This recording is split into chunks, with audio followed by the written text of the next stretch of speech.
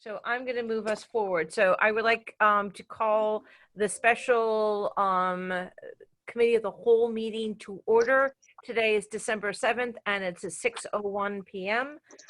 And the first order of business, actually, before I get to the first order of business, I just wanted to remind people that after this meeting, we are going to have a special regular Board of Ed meeting for purposes of getting the vote on the asbestos removal at Fitch High School, which Dr. Grenier has got to have those agenda meeting minutes sent up to the state.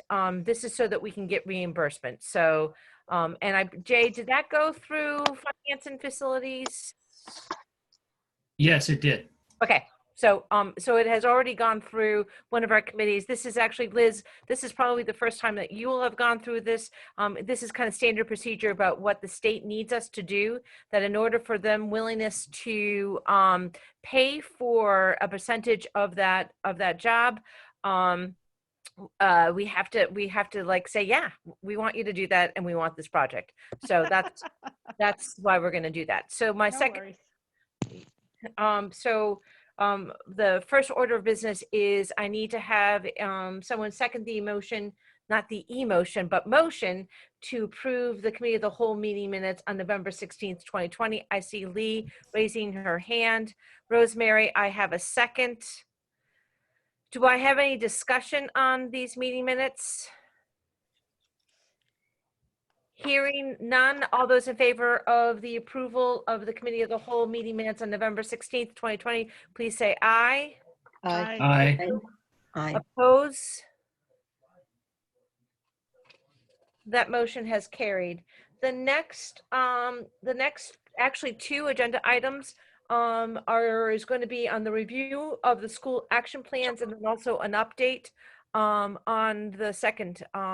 Mike, would you like to sort of center us on those two conversations? And I think Susan, it becomes yours. But Mike, it would be helpful if you unmuted. There's far less complaints when I just move my lips. I was going to say, Susan's really worked with the principals on this. We've gotten a great deal of feedback, both from surveys, focus groups, observations, and we asked the principals to put action plans together. And I know we've organized it, so I'll let Susan orient the group. Are we going to share something, or should we just look at our? There was a handout. Well, I'd first say that the principals also worked with their teams at school, their leadership teams. They can kind of describe that a little better, but I asked the elementaries to work together. They were meeting anyway, because they do that, and to really look at the trends that they're finding. What are some of the common successes? What are some of the common challenges? So that they could really discuss that and talk about their different kinds of action plans to learn from one another. So they're really going to give us some of the highlights of that work that they've done. And I think that's what's essential. It's not just from a survey that we took 2 months ago or a month ago. It's really a deep dive into all the feedback we've gotten through focus groups and emails. And, we certainly appreciate when our parents call directly to the teacher or to the principal if they feel like they need a little more work or it's too much work. That really should go really to the first to the teacher and the principal in the building before it comes to Mike or I or central office or the board members. So I'm just kind of encouraging parents, if they feel like they have a need or they need more support for their student, to start at the school level. It's really essential. So I'm gonna turn it over to the elementary principals. They're gonna go first, and then we have a middle school action plan and a high school, and the secondary principals are also communicating about a lot of things these days since they're on that campus together. So this is one of them. So I'll let elementary principals, do you have someone who's gonna get us started? I am, Susan. So you absolutely said a lot of it, which is great. We did meet and look at the action plans and did come up with some wonderful trends that is really across all of our all of our plans.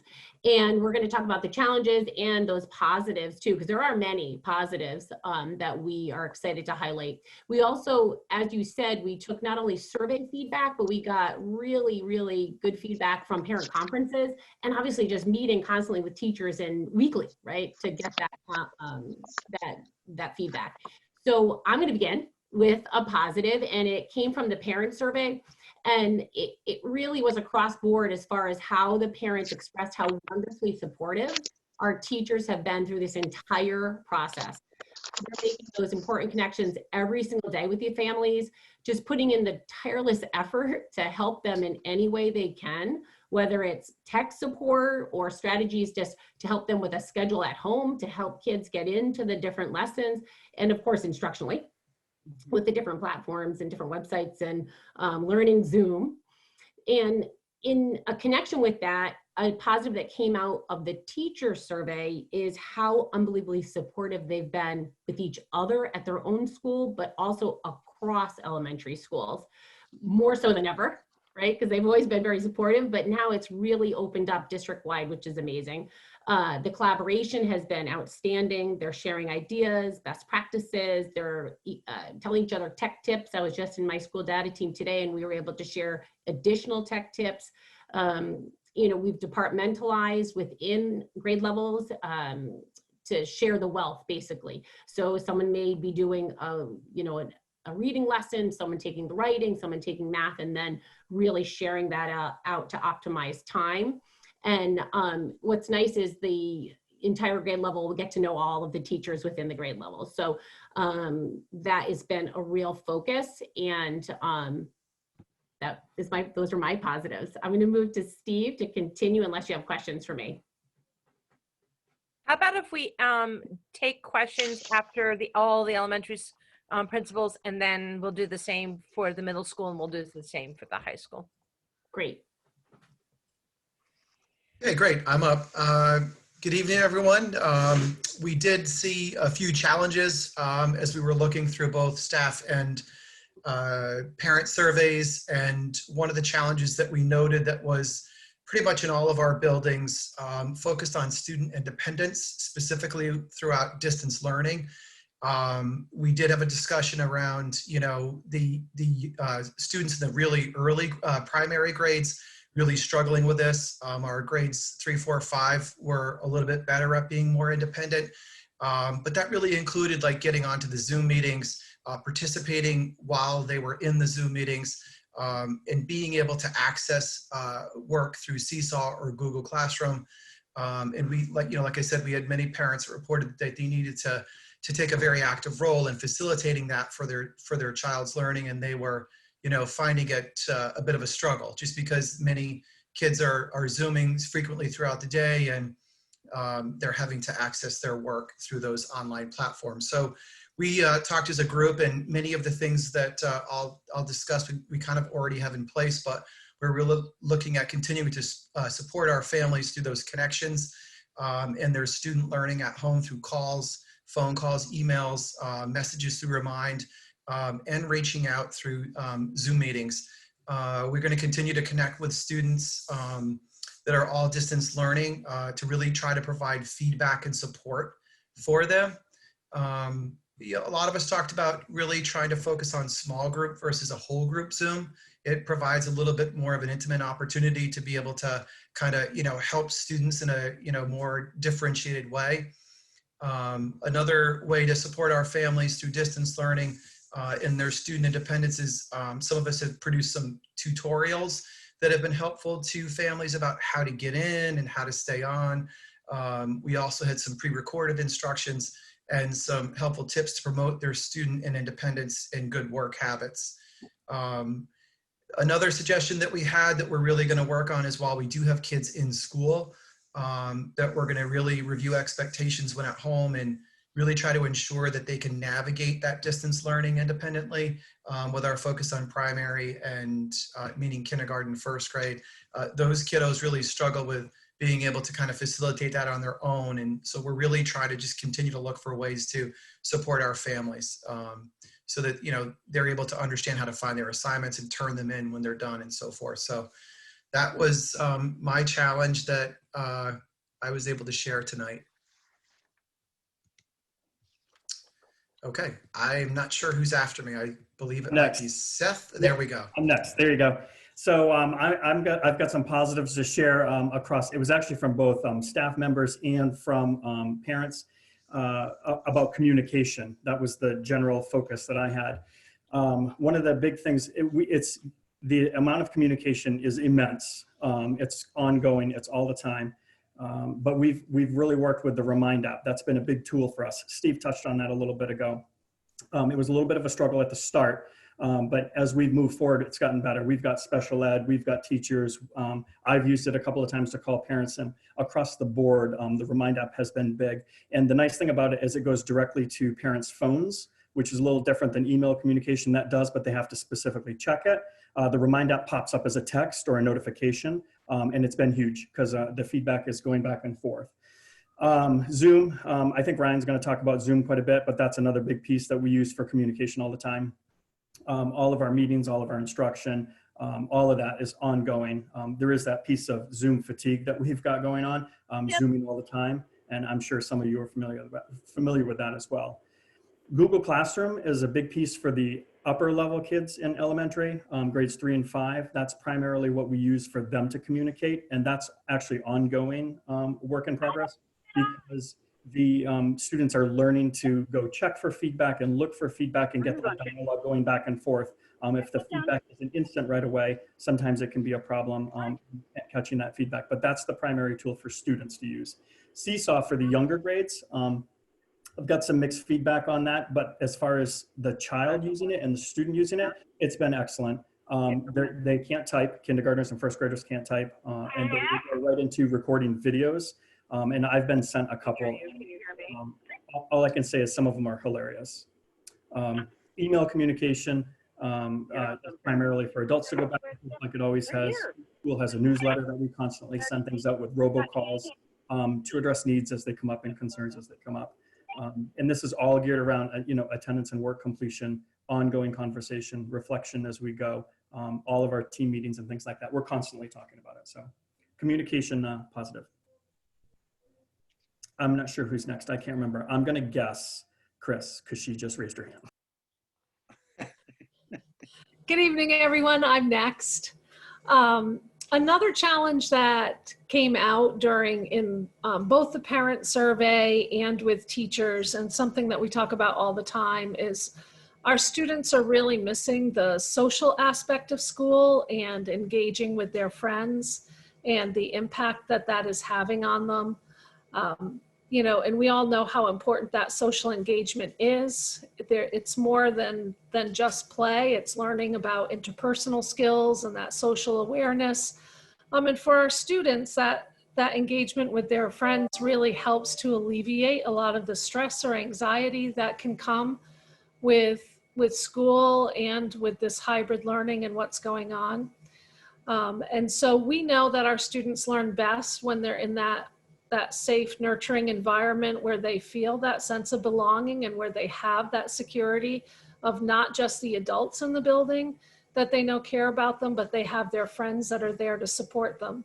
So we've been working with our teachers right from the start, right from before school even started in our distance learning plan, but continuing to work with all of our teachers and our SEL supports like social workers and school psychologists to make sure that we're watching our students closely for any students who are really having extra struggles with this, to make sure that we're reaching out to them and to the families.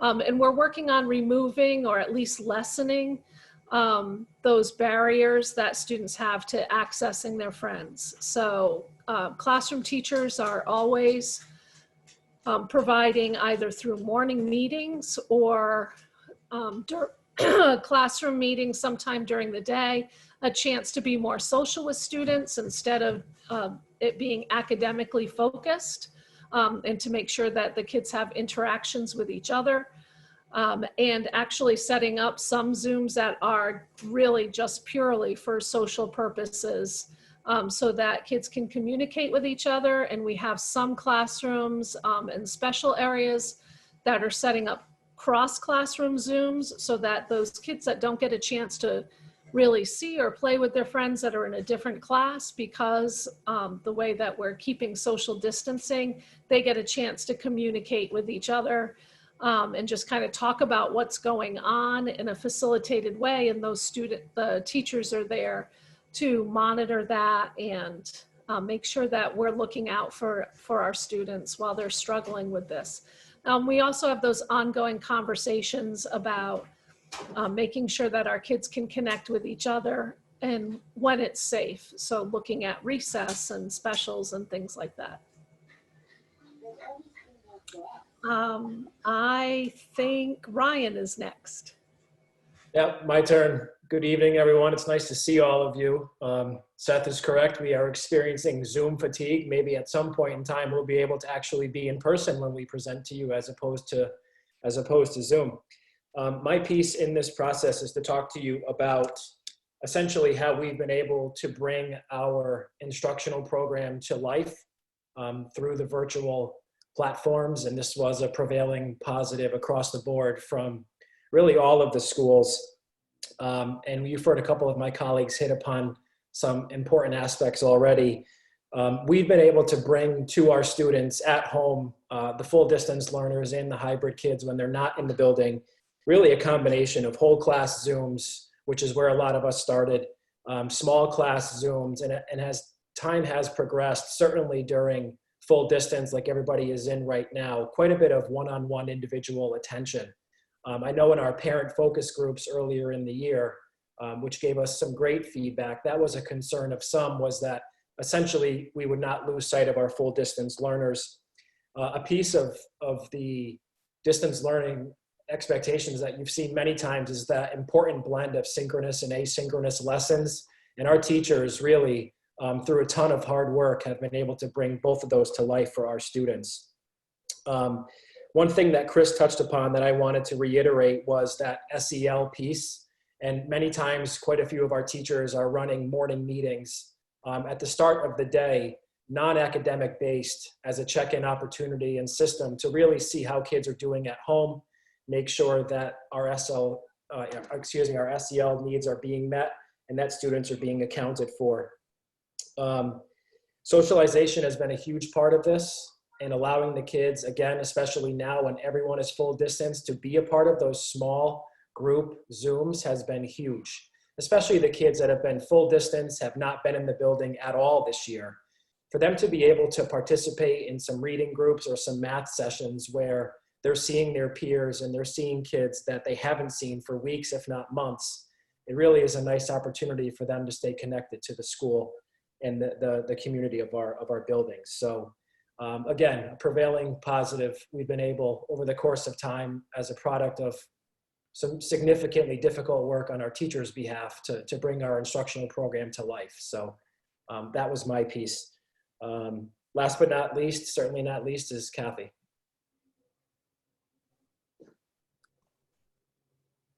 Okay.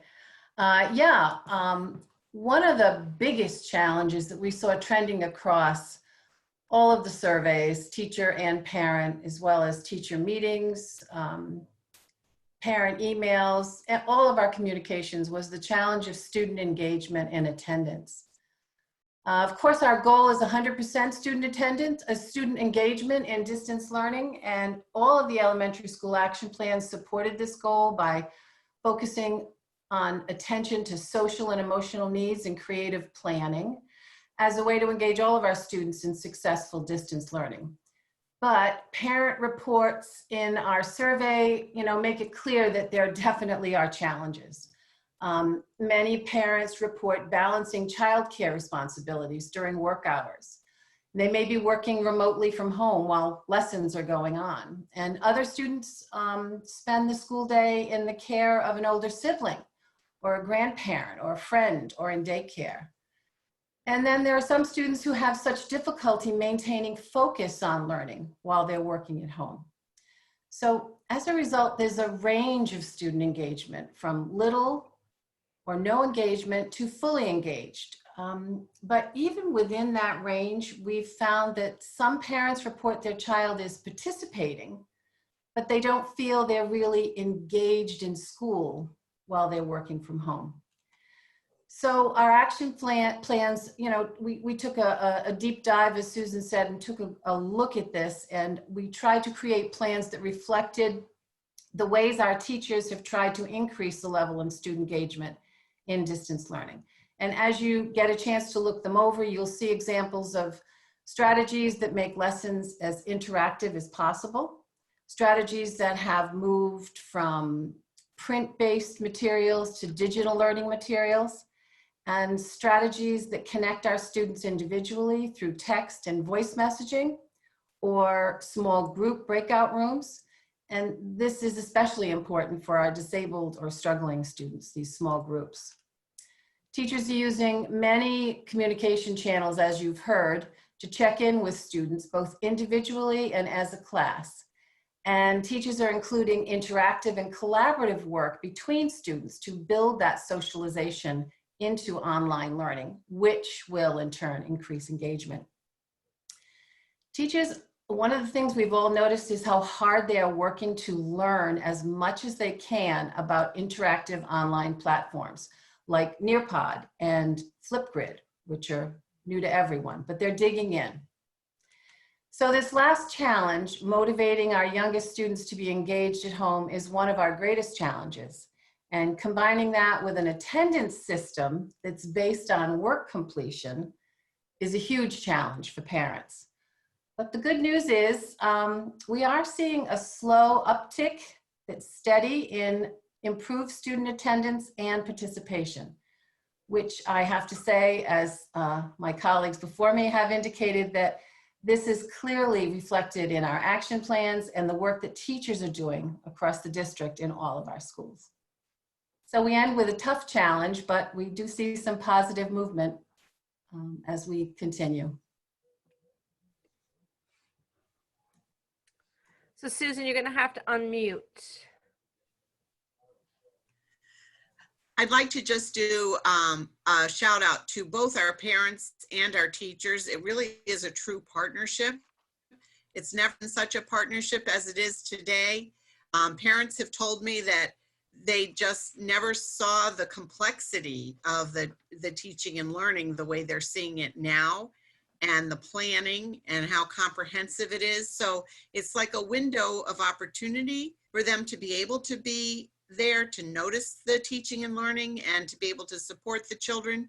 But I think that the flexibility is also key from both our staff, our teachers and administrators and paras, and also our partners, because as Kathy said, not everybody is home available all day long to be ready for the Zoom. So teachers have gotten creative and they've tape recorded their Zoom, or they've put up an additional pre-recorded for those who haven't been able to get on at that time. And I would say as the district, our plan is pretty comprehensive. It can be seen on the website. I will put the action plans up as well, but there's never the intent to be Zooming all day long. There is such a thing as Zoom fatigue. And even in the classroom, we have a workshop model. So teachers are used to doing a 10 to 20 minute mini lesson, kids getting into groups and doing some independent practice. So we're trying to stay true to the way that we, engage kids, but try to find the best way, especially when they're remote. So there has been a lot of learning going on from all of it. And we will continue. Work isn't done because we've got an action plan. This will be a continuation through the year as we see times that we are full remote like we are today and these past 2 weeks, and in the hopes that we can, get back to hybrid and get back to full someday.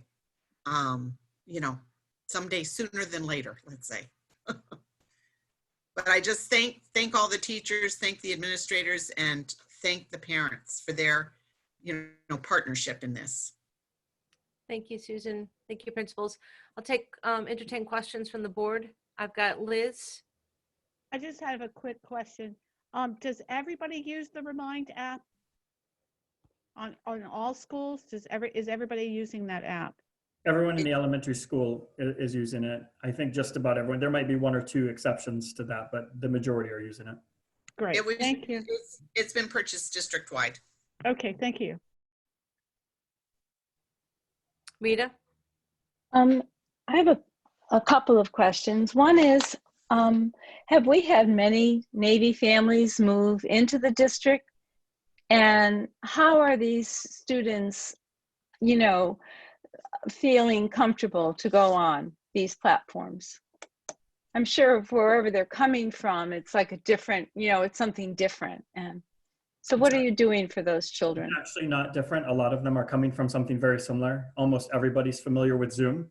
I've had kids transition from and using Seesaw, and many of them are familiar with Google as well. So there's a few exceptions to it. We ask them right away, and we will send messages and get them straightened out as soon as we can. I don't know if Kathy wants to chime in with much different. We've got a bunch that have come in, and we've transitioned a bunch out at CB. Yeah, the numbers haven't changed too much. And as soon as they enroll, the day they enroll, the computer is ready for them in the main office, as is hands-on materials that the teachers have ready for the students. The parents come in, they pick it up, and distance learning begins immediately. Depending on where they came from, in-person learning might be held off based on a quarantine requirement, but they get right into it and have everything they need as soon as they are enrolled. Are the students put into small groups according to ability?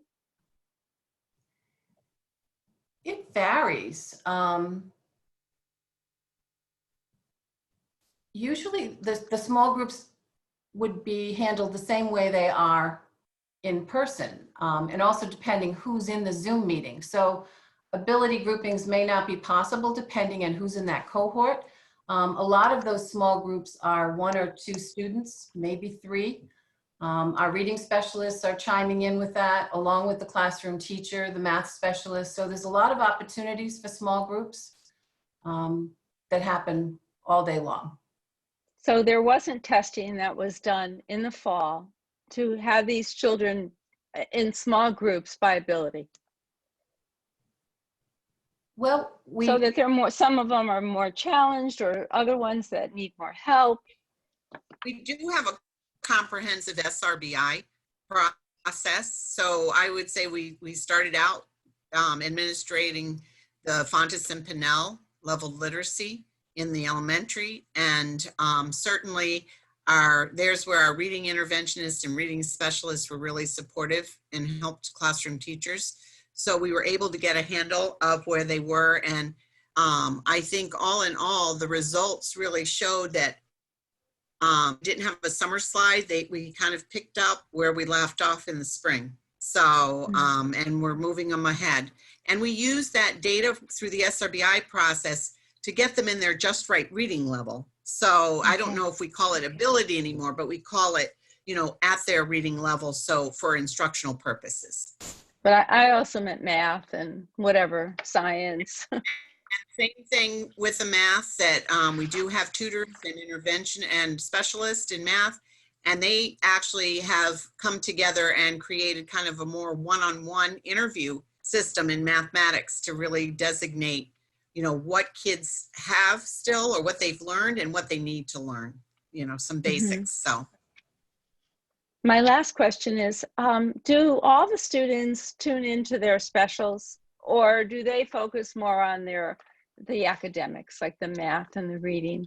You know, there's only so many hours in a day that a young child could sit in front of a computer.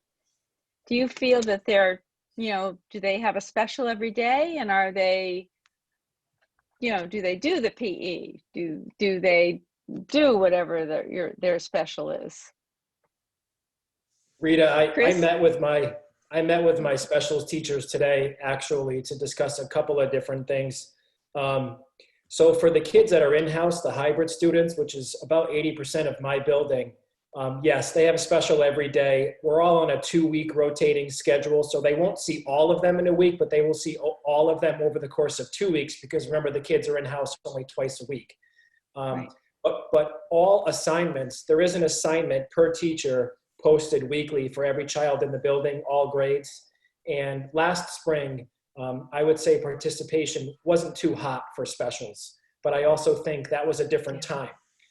We kind of fell on last spring face first. This fall, I would say, and my teachers tell me that participation is certainly better. And I would say that to give you a ballpark number, 1/2 to 2/3 of the kids are participating in specials, at least for my building. Yeah, I just wanted to piggyback too, Rita. It's really trying to find creative ways to get students engaged as well. And some of us have taken that Wednesday block as an opportunity to have like a larger share with our specials. And, you know, I know many of us see larger groups of kids when the special area teachers combine their efforts. So that's something I want to put out there. But I too, Ryan, are seeing more kids participating this fall in specials than they have obviously when we were out in the spring. But the expectation is there, Rita, and that those teachers are posting activities, and they have invites to live Zoom mini lessons as well. Do they have a live art class? I mean, when they're art with their art teacher, she's right there with them, right? It's not just a Zoom, like it's not a pre-recorded session. I'll chime in. Okay. We have, you know, they run through a 2-week schedule. So 1 week they will have art with the art teacher live.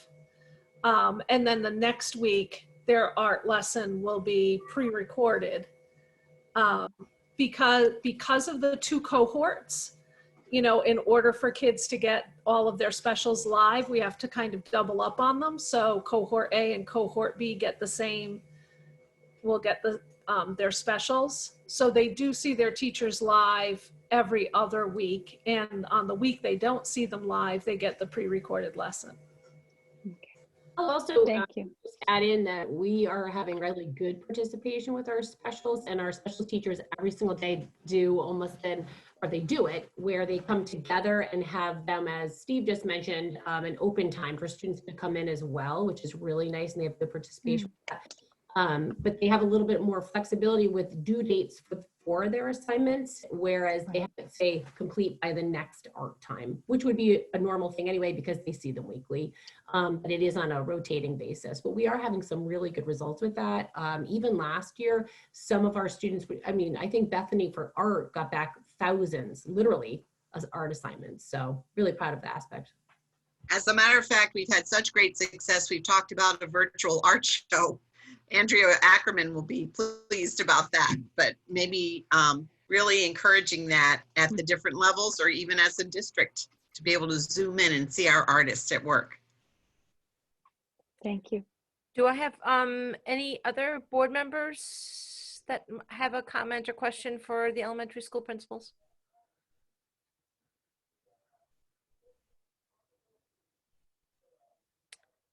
Jay. I'll just make a quick comment, and that is, I know that we're never going to get 100% satisfaction because every child is different. But I just want to thank all of you for doing everything you can to meet each child where they are and provide what we can. I mean, this, it goes without saying, this challenge, could not have really been planned for. And everybody's learning something new every day. And I think that those parents that do have concerns just need to know that everybody here is just dedicated to, to the students. And but they're all going to be, as you point out, they're all going to be there at a different level. Thank you. Thank you, Jay.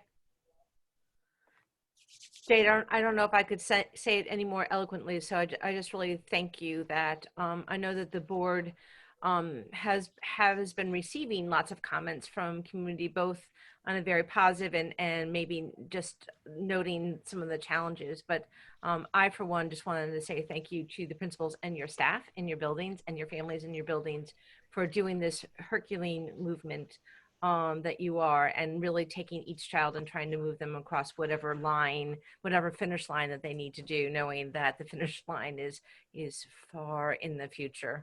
But we just wanted to say thank you very much for the work that you guys are doing. and your continued partnership around what's best for the kids. And I appreciate that. So Susan, is there any, or Mike, do we need to, how do we transition to the middle school? I see Peter. So they've really formatted this in a very similar way. In their action plans, they had to use the back side of the paper, though, I noticed, for all their actions. But I would say let's go to Peter, and he can talk too about the trends. He met with his staff and, you know, kind of highlighting the positives and recognizing the challenges and what are we going to do about it? So what, now what? You know, and we're constantly collecting this information and dealing with it. So I'll turn it over to Peter. Thank you, Susan. Good evening, everyone. As many people have said, Susan and the elementary principals already, we took the information from the fall survey, both from parents and from teachers, and as well as lots of other sources of information, conversations and emails with parents, parent focus groups, teacher focus groups, really trying to get a handle on trying to do the very best we can with the learning model that we currently have. So I'll start off with some positives. Based upon the survey results, we found that most students were engaged at the time of the survey. 68% of parents responded that their children were engaged, and another 19 said they were somewhat engaged. So the total of those two, 87% were mostly engaged, which still leaves 13% at that point in time, which is a significant number, and certainly is a challenge to make sure that we're doing our best to engage everyone. So positive, most students were engaged. Parents, by and large, report that what we're doing now is far better than what we were doing in the spring. And that's a great credit to our teaching staff. They have really increased their technology capacity, their ability to communicate, their ability to create lessons, both in a recorded and a live version, and being able to really adapt in difficult times. You know, that you think about the stresses that come with a job, but there's also stressors at home, and you combine those two for teachers, and I'll tell you what, no one's working harder than the teachers in Groton. In terms of challenges, we certainly have a number. You know, coming into a new building has its challenges of its own, and getting to know each other from two different schools, but also getting to know a new physical space. So we found that particularly with COVID social distancing, our workrooms were overcrowded. Not overcrowded for typical times, but for social distancing. So we had to think a little bit outside the box and identify some areas within the school building which could be utilized for teachers to do their work and to do it safely. So we recognize we're not using the cafeteria most of the day. And you wouldn't think of a cafeteria space as being too quiet, but during these days, it really is a quiet space. So we opened that up to teachers to use. We also identified specific conference rooms that they could use if they had need to have a private conversation or be part of a PPT to make sure that they had the space that they needed. Another challenge is consistent communication. And, you know, we think about our students and our parents and trying to find some semblance of order from in day-to-day operations. So the predictability of both synchronous and asynchronous learning for parents and students was a challenge, as well as making attendance taking more efficient for teachers, and also supporting technology needs for teachers and students. So we've implemented many action steps so far and are working on additional ones. And you will hear some commonalities between the high school and the middle school plans, because as Susan mentioned, we do communicate quite a bit. And we do work together on a variety of issues. And I think you'll hear some common themes, both in the student family engagement portions, as well as technology and attendance. And as you hear these action steps, they are clearly linked to the challenges that we identified. We need to continue the regular communication by teachers with families via phone, email, and the Remind app. And you know, the Remind app is great, and it's something that we need to continue to encourage and really go after having parents sign up for this, because they do need to sign up. That's the one drawback to the Remind app, is that parents do have to sign up for it. Unlike just a regular text, they have to opt in. So, but that's something that we're working on. Continue home visits as appropriate, you know, as we identify those students who have become disengaged or need really a booster shot, if you will. We do have home visits that are underway. We need to continue to support families with technology needs. We have done a new Chromebook distribution to students, which I think has helped with engagement. We've already distributed 700 new Chromebooks over the last 2 weeks of school to families. And we're actually going out into the community tomorrow morning and on Thursday morning up to St. John's Church near Branford Manor, and then to Groton Public Library on Thursday morning, trying to make sure that we get these Chromebooks, these new Chromebooks, in the hands of students as much as possible.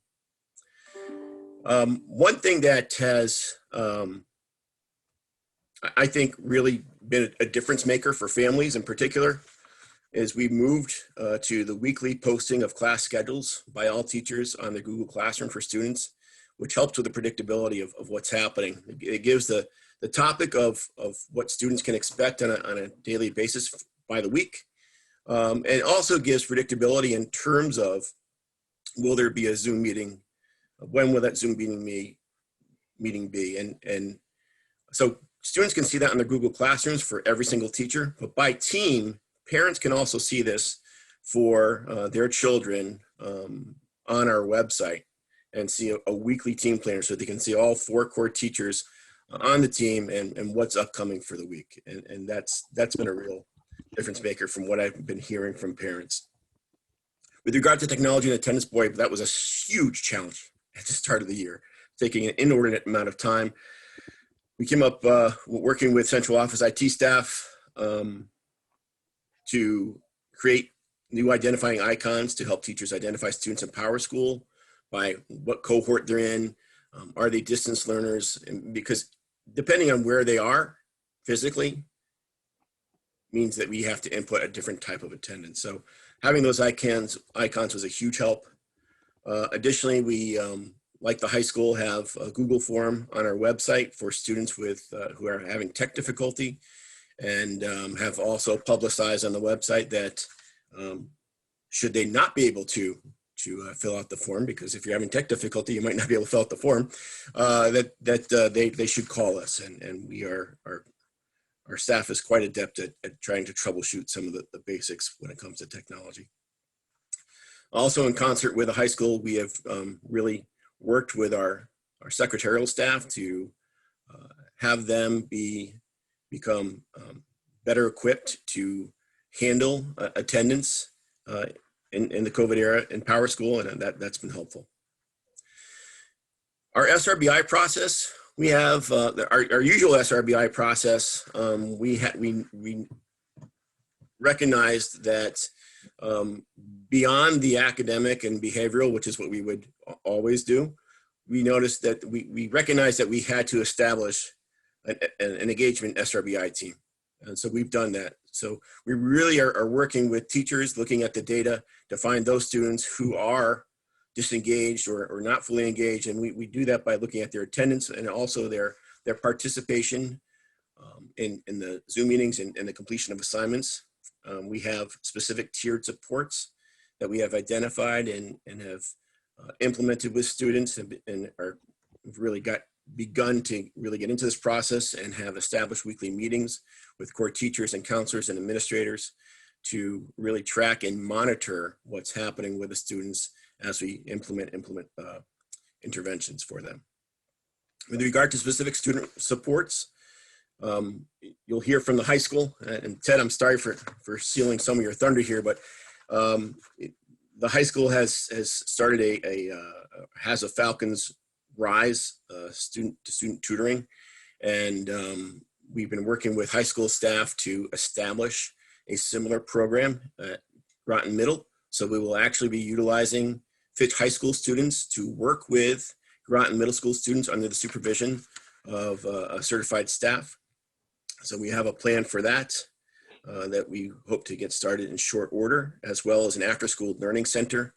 And so the Falcons Rise student-to-student tutoring, which I just mentioned, is really, it's open to all. It's like a homework club. You can get support in any subject area. But we are also are establishing an after-school learning center, which is for those students whom we have identified as truly needing tiered intervention, those who have become disengaged and who are really struggling as a result of our learning situation at this time. Additionally, our focus this year, school-wide, particularly through advisory, is on social emotional learning and helping students become more understanding of what it is to be a social emotional learner, being aware, of the, to become aware of the parts of social emotional learning and why that's important for them. With regard to teacher supports, we have been able to take the technology facilitator positions, the additional ones that the board was able to support through, I believe, the CARES Act, and be able to split those stipends so that we actually have 5 teachers who are assisting other teachers as experts, offering instructional technology support, so that there is a better ratio of support for teachers, and teachers are able to access that support more easily. Additionally, when we were holding these focus groups with teachers and getting their feedback on the survey, we recognized that we needed to change up what we were going to do for the November 3rd Professional Development Day. We had planned to do a IB/MYP assessment training for that day, the entire day.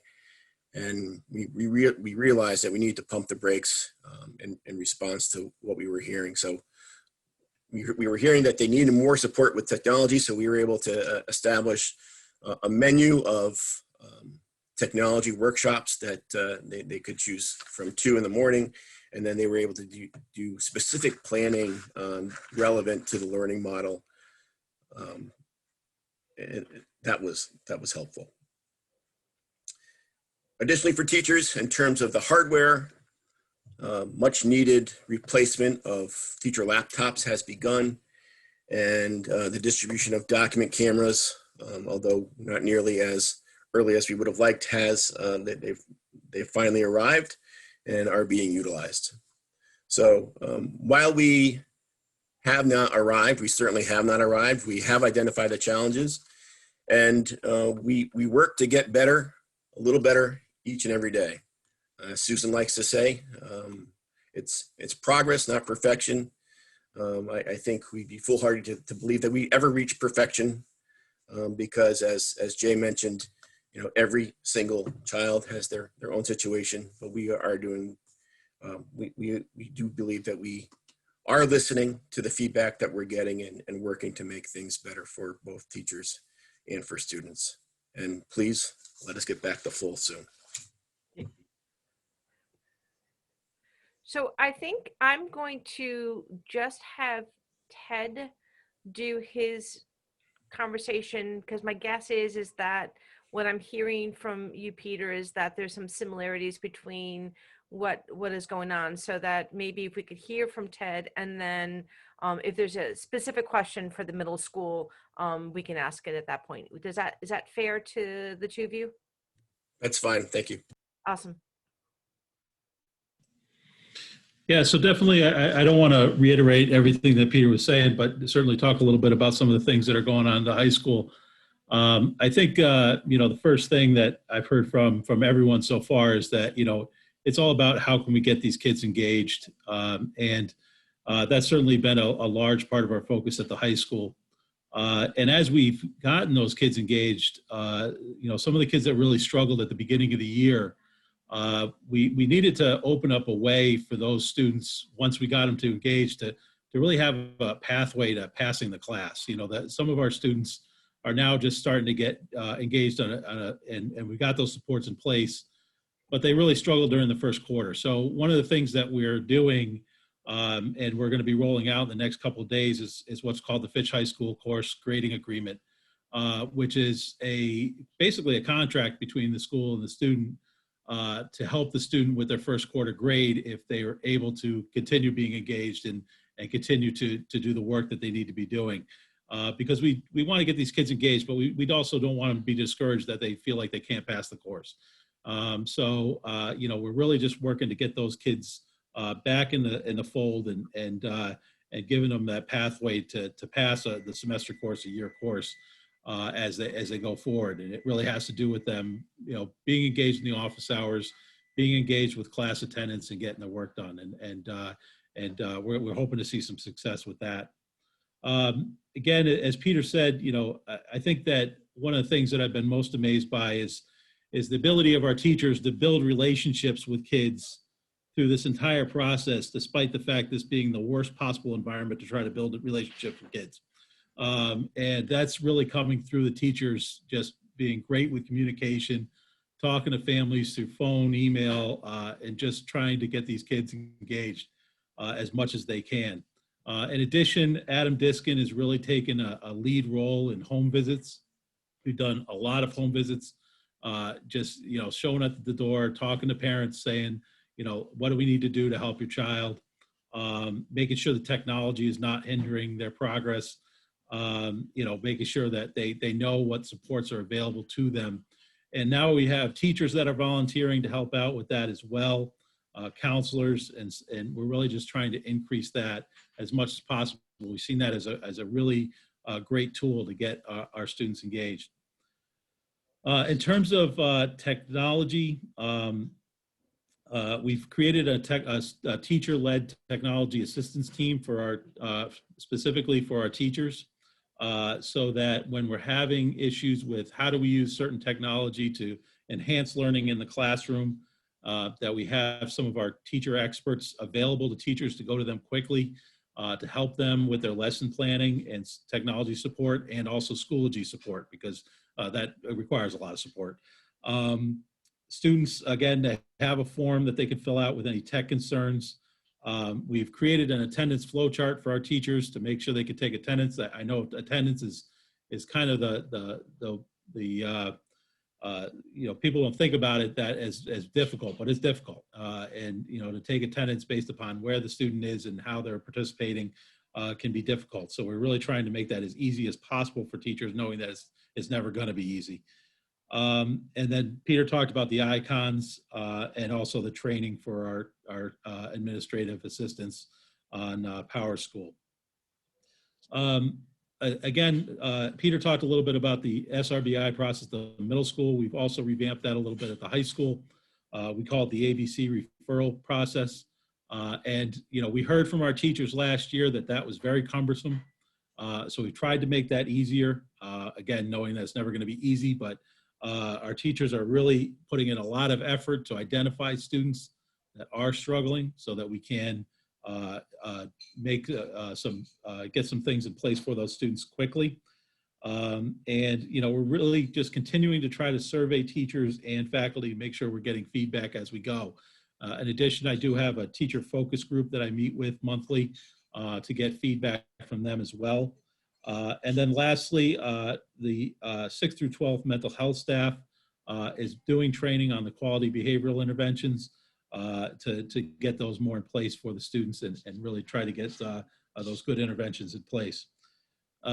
Peter talked a little bit about some of the student tutoring, and he said he was stealing my thunder, but I think it's really a joint effort, and I think that the Falcons Rise student tutoring, but also we're building that into more of a mentoring program as well. And again, Adam's been working on that as well, and I think that in addition to that, we are using any staff that we have available, including substitutes, to support struggling students whenever they're free, to get them that one-on-one FaceTime to make sure they're getting through, they know what they need to do during a day. Using our math and English tutors, which has been absolutely fantastic. It would have been great if we were in school to have them in place at the high school. It's doubly important now.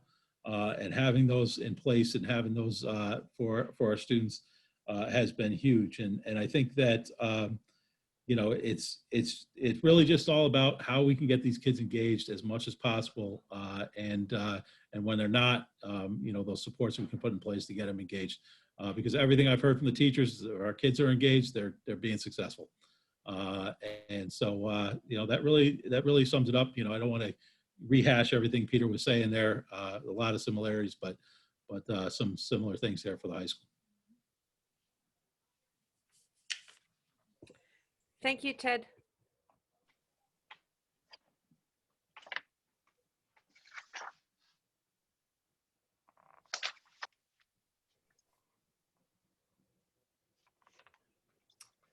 Jay. So I'm curious about the home visits. So you're reaching out to the students that are that you're seeing are not engaging online, just to make sure that they don't need upgraded technology, or or what it is you can do. Yeah, and I think first thing, we're always reaching out by phone first, but oftentimes we're not able to get in touch with families, or we're not getting any response. So we'll have a team go out to the home to see what supports that we can have in place. Obviously, we always have somebody going with a partner, but that has been extremely successful for us. Because we have some families that just don't know who to reach out to. And don't know what supports are in place. So to go in there and go over the website with them, go over the schedule, find out that there's a technology issue that we can deal with, find out that there might be Wi-Fi issues, and be able to put those supports in place. All of those things, the district has put those supports in place. Dennis has been fantastic about getting students' Wi-Fi needs. We've connected with companies on that as well. And so, oftentimes just having that face-to-face talk with a family is the first thing to getting that student engaged, because they just don't know what step one is. So that has been hugely successful for us, and we're only looking to increase that process as we go forward. I would say this is a K-12, pre-K-12 initiative, and we're really partnering with our community partners. So whether it's our school resource officer or it's social workers through child and family, we've really been able to use these community partners with our teachers or our staff to go out and to really see what the needs of the community are and these kids who are not connected. It's terrific. Thank you very much. Rita, before I recognize you, I just want to see if there's other board members that have not had a chance to speak, if they have any questions.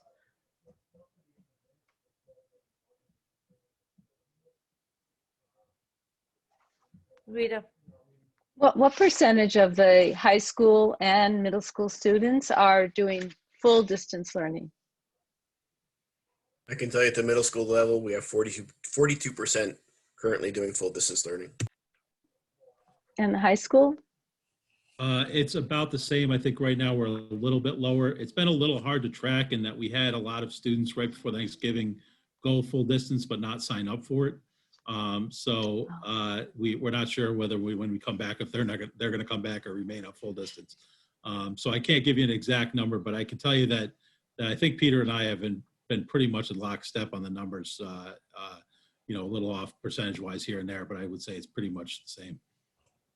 And Ted, when the students come back on December 14th, will you go back to the regular school hours of 7:30 to 3? Yes, we would. We can't change the busing schedule or anything like that. So the normal school hours would be from 7:25 to 2:07. Right. I meant 3 for the elementary, 2:05 for you. Yeah, I know. But anyway, I really think it's wonderful of Adam and the school resource officer to go to the homes. I'm sure there's a risk for them to do that if they have to go in the homes, and I really applaud them. So thank you very much. Thank them for us. Absolutely, will do. They've been putting a lot of effort into that. Yeah. And like I said, we've only seen, great results from that. And our teachers want to be involved with that because they really want their kids to get involved in the classes. So, but of course, we always do it in teams so that, it minimizes any kind of risk for anyone. Thank you.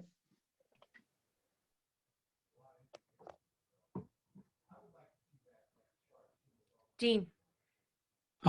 Something I've been thinking about since I heard that I'm not sure what this covers, but the rate at which school children, K through 12, pre-K through 12, have mental health issues, the chief among them, depression, etc. I heard something that whatever the original rate was, typical rate was, has doubled under these circumstances. And I don't know whether the school system, to the degree to which there's an informal monitoring or formal monitoring with respect to mental health, but whatever system there is, whatever was in place, do we know how that's faring now that we have a distance between the people that would be the monitors and the kids? Well, the first line of defense is always the teachers. And that's why I say that it's just absolutely remarkable to me, the way that our teachers have tried to build relationships in this environment, and just getting to know the kids. You've got teachers that have never physically been in a room with a kid, and trying to build relationships over a Zoom meeting is remarkable. But one of the things we've tried to do is with our counselors, making sure that our counselors are keeping in touch with how the kids are doing. In addition, we have a program that we're using in our CTLs, which is basically an ability for our kids to just check in to see how they're doing. I don't, Doug, if you remember what the name of the program is, it's slipping my mind right now. It really is just, how you doing today, how are things going? And then we have the regular things that we do, such as our anonymous alerts program at the high school, to allow us to make sure that if there is a crisis, we're able to reach out. But it's something where the number one thing, is that relationship building, so that students know that there's someone they can talk to if they are having an issue. Because, you're right. I mean, it's, the social emotional issues that kids are, just by the lack of human interaction for a lot of these kids is tough. And I think, like James Giordano mentioned, even our littlest children rely on friendships and each other to help them get through this day to day. And I think when, some children are remote and some are hybrid, or they're all remote, there's even more disconnection between peers. And so that's something we've been looking at as well, Dean. We think that's important. Doug, do you remember the name of that program? I couldn't remember what it was. The CTL program that we've been using? Close Gap. Close Gap. Thank you. Thank you. Yeah.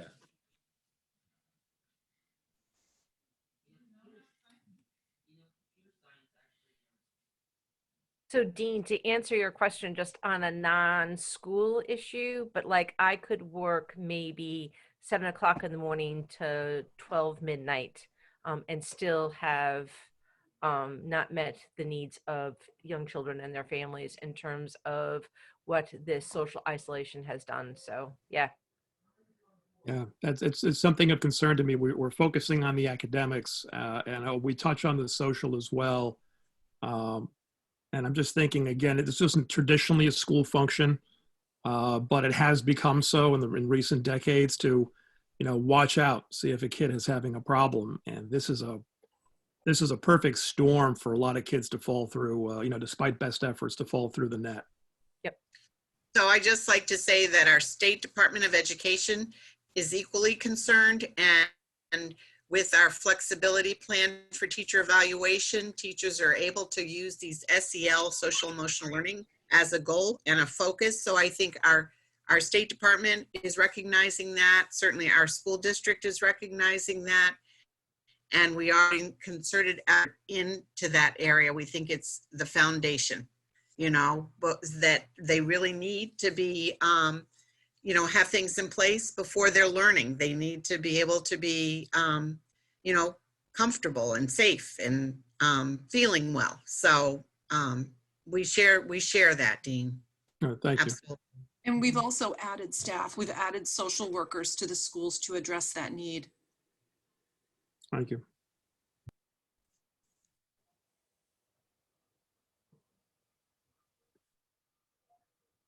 Any other questions for Ted or Peter?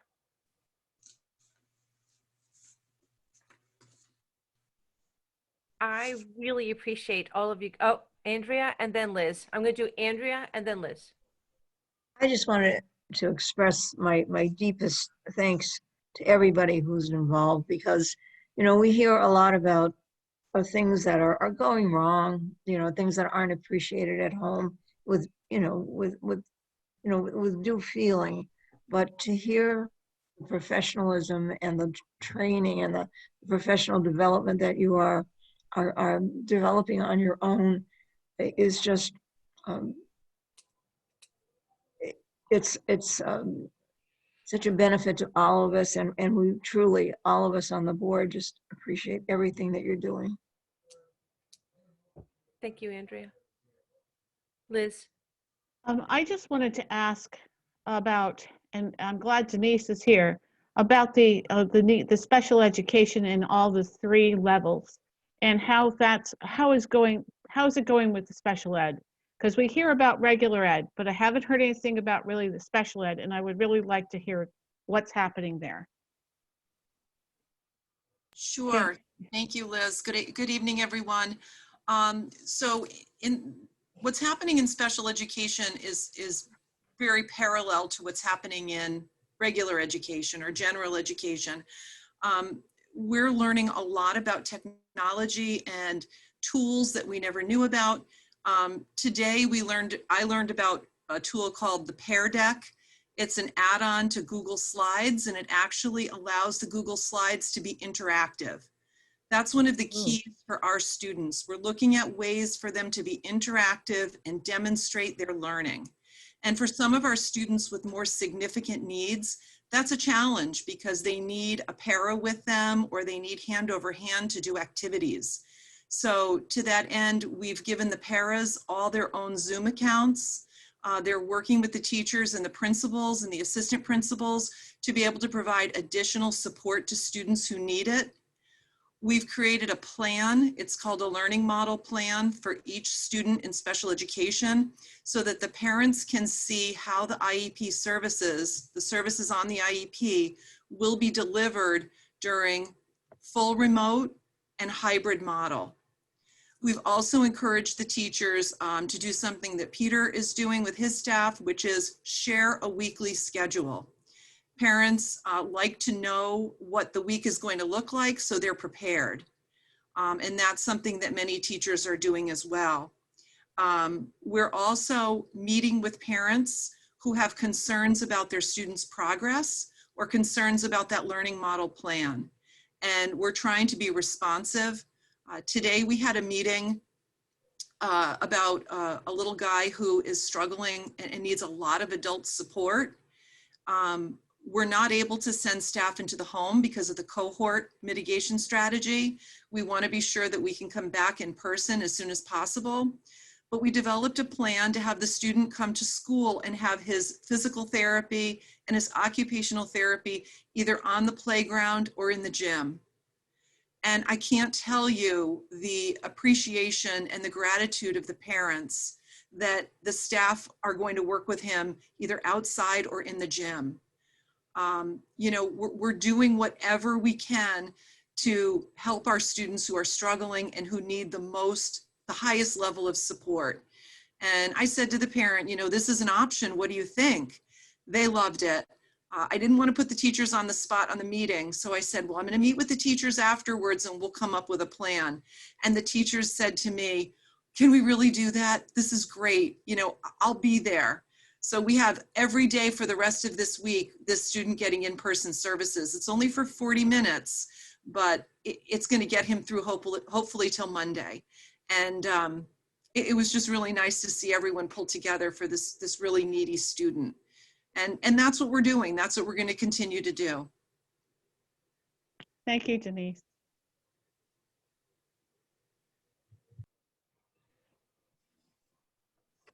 Can I butt in? Yes. I want to thank you so much for everything you all are doing. This is just making me very humbled and proud to be a member of this board and a member of this group. Thank you. Jane. Yes, I think I know that what children are going to come away with after this experience with the Groton schools is that everyone cared. You're making such a difference for so many children and the families. It's just, it brings tears to anyone's eyes. Thank you so much for your dedication and hard work.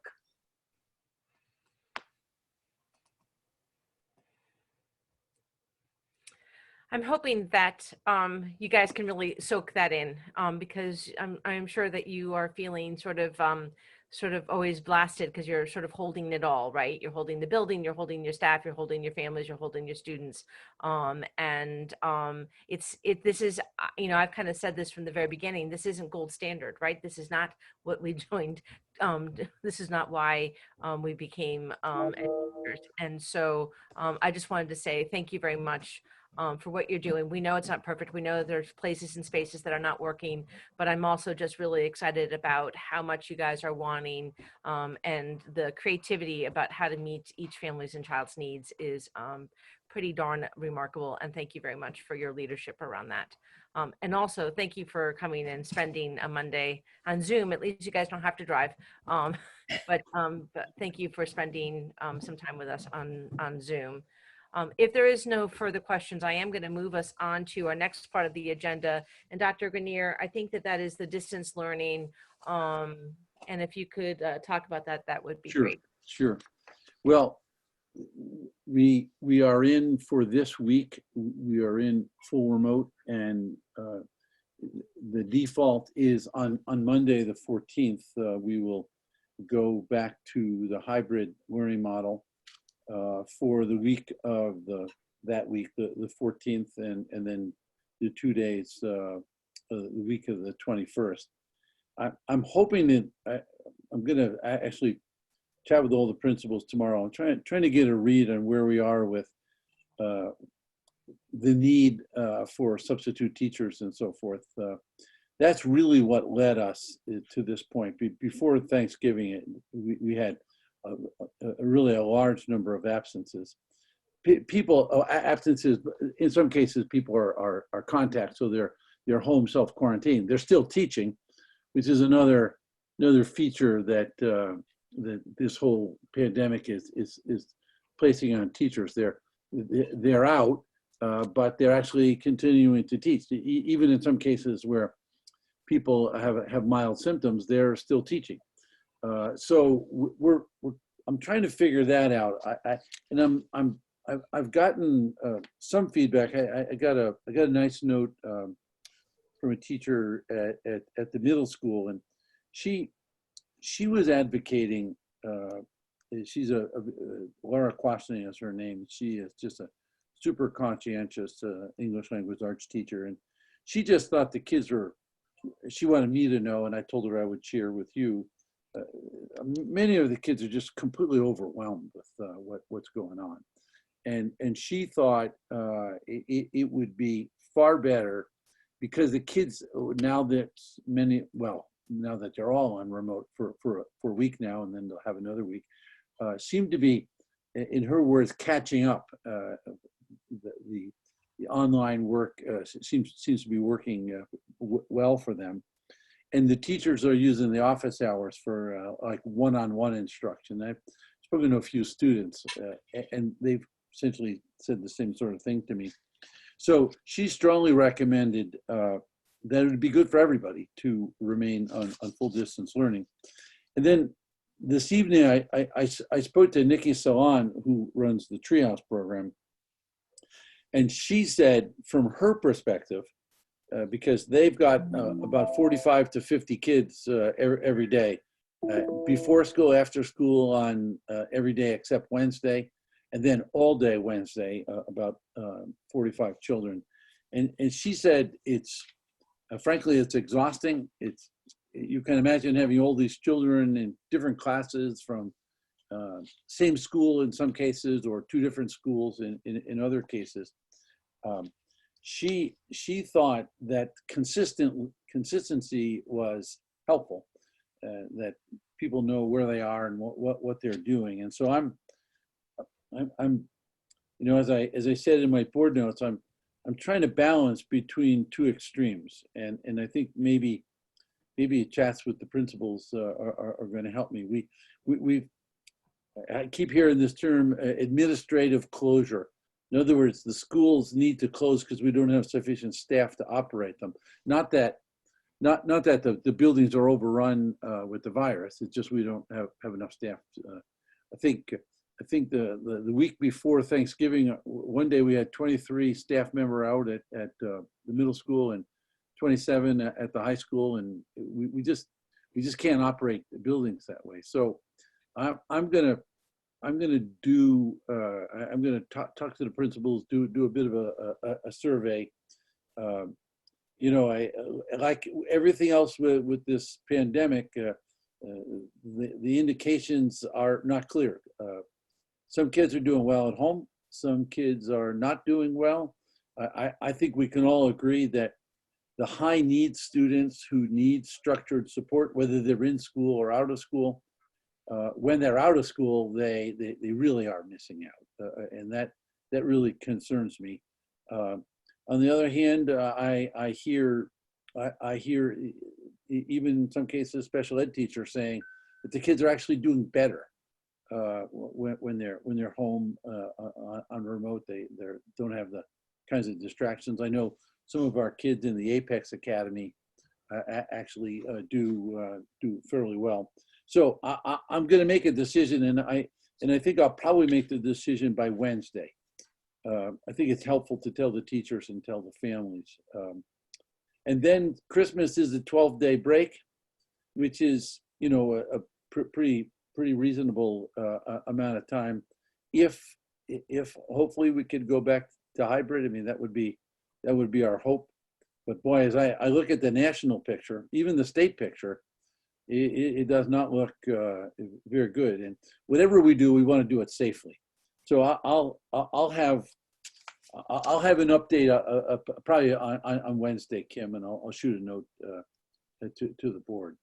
Dr. Goodyear, can you yes. speak to the initiative that Governor Lamont was talking about, which is to provide more bodies to help with that whole issue of that we don't have enough staff in the buildings?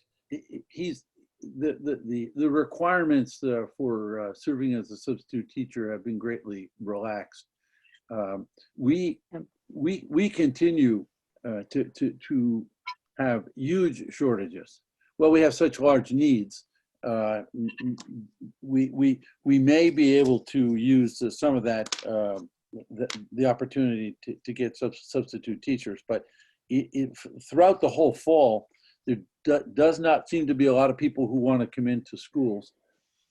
Those, you know, we've hired what we call building subs, because we have people who are out because they have pre-existing medical conditions, so they're teaching remotely, and the feedback I'm getting from those classes is actually good. They teach every day. They teach remotely, and there's a substitute teacher that goes in. So those subs are coming every day. It's just the rotating, the itinerant day-by-day sub. We're having real problems with that, and we may be able to pick up a few. So we'll see, and I'll work with. I think Lori is either here or she'll be here shortly. Well, I'll work with Lori to see what we can do to get as many subs as possible. But you know, at this point, I'm trying to figure out how to balance safety with the effectiveness of the instructional plan, and it would involve in-person classes for cohort A would be Monday and Tuesday, cohort B would be Thursday and Friday, and then another Monday and Tuesday for cohort A. And at least a few of the principals I've spoken to, they've spoken to parents who said they're not likely to send their kids in on Monday and Tuesday of Christmas week. So and then I hear 40-something% of the kids are on remote anyway, and I start to realize that we're at a sort of a critical point, and I'm just trying to balance what I think is best.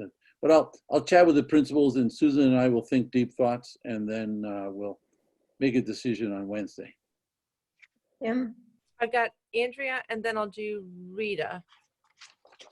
I just want to reiterate one more time my concern about the secondary. I'm not expert in any way about elementary, so I'm leaving that up to the experts. But I do understand the secondary, and having been a principal at the middle level, I know how critical consistency is.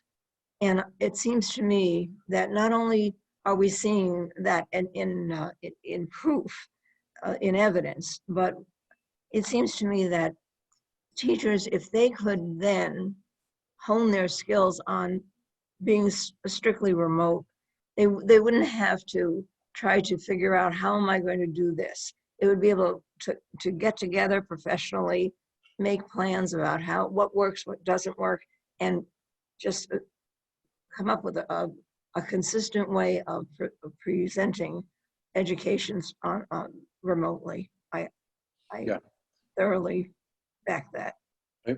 I'm not going to argue against that, nor would I argue against you.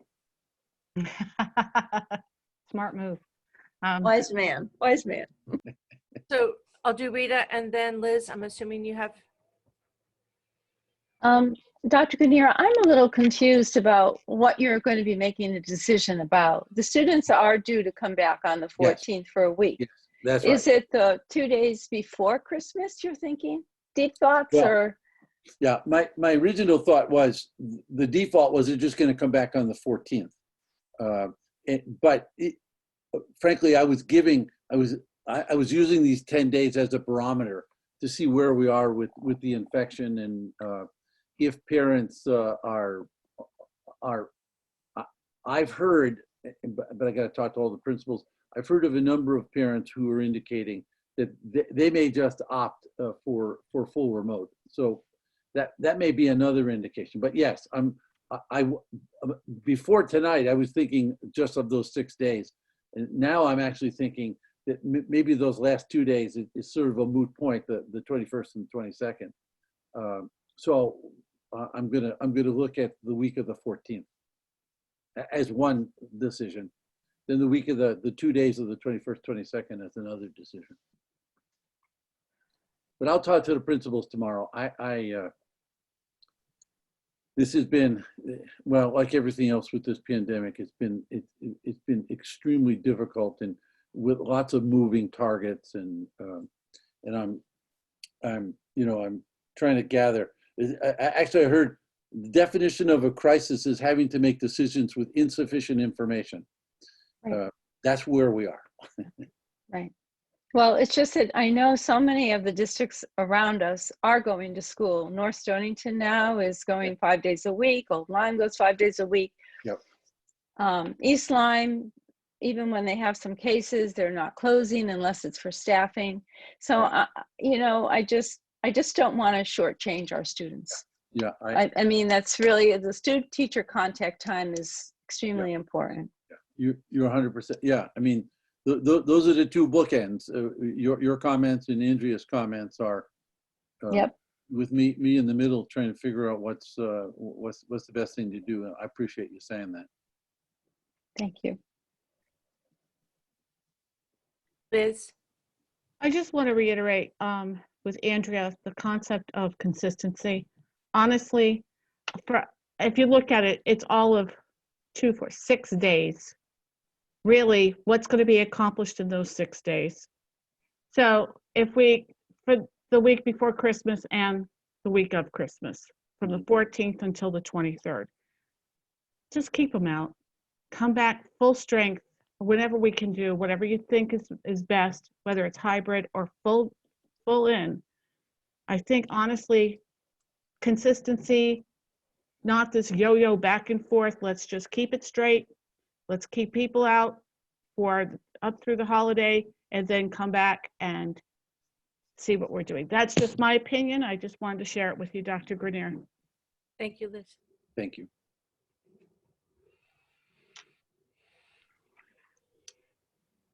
So that's that's where we are, and I think that the other part of that was that the secondary hours of instruction, that has been clarified, that it was just part of the MOU, and that once they are no longer virtual, it goes back to the Yes. school hours. So I Yeah, think yeah. that has been, I just want to make sure that people understand that I'm not skipping over the agenda items. So it sounds to me that Dr. Grenier, there's it's just such a moving part. I'm not going to reiterate that.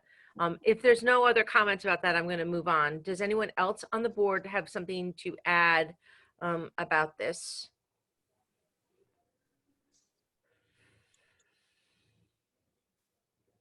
All right, I'm moving on.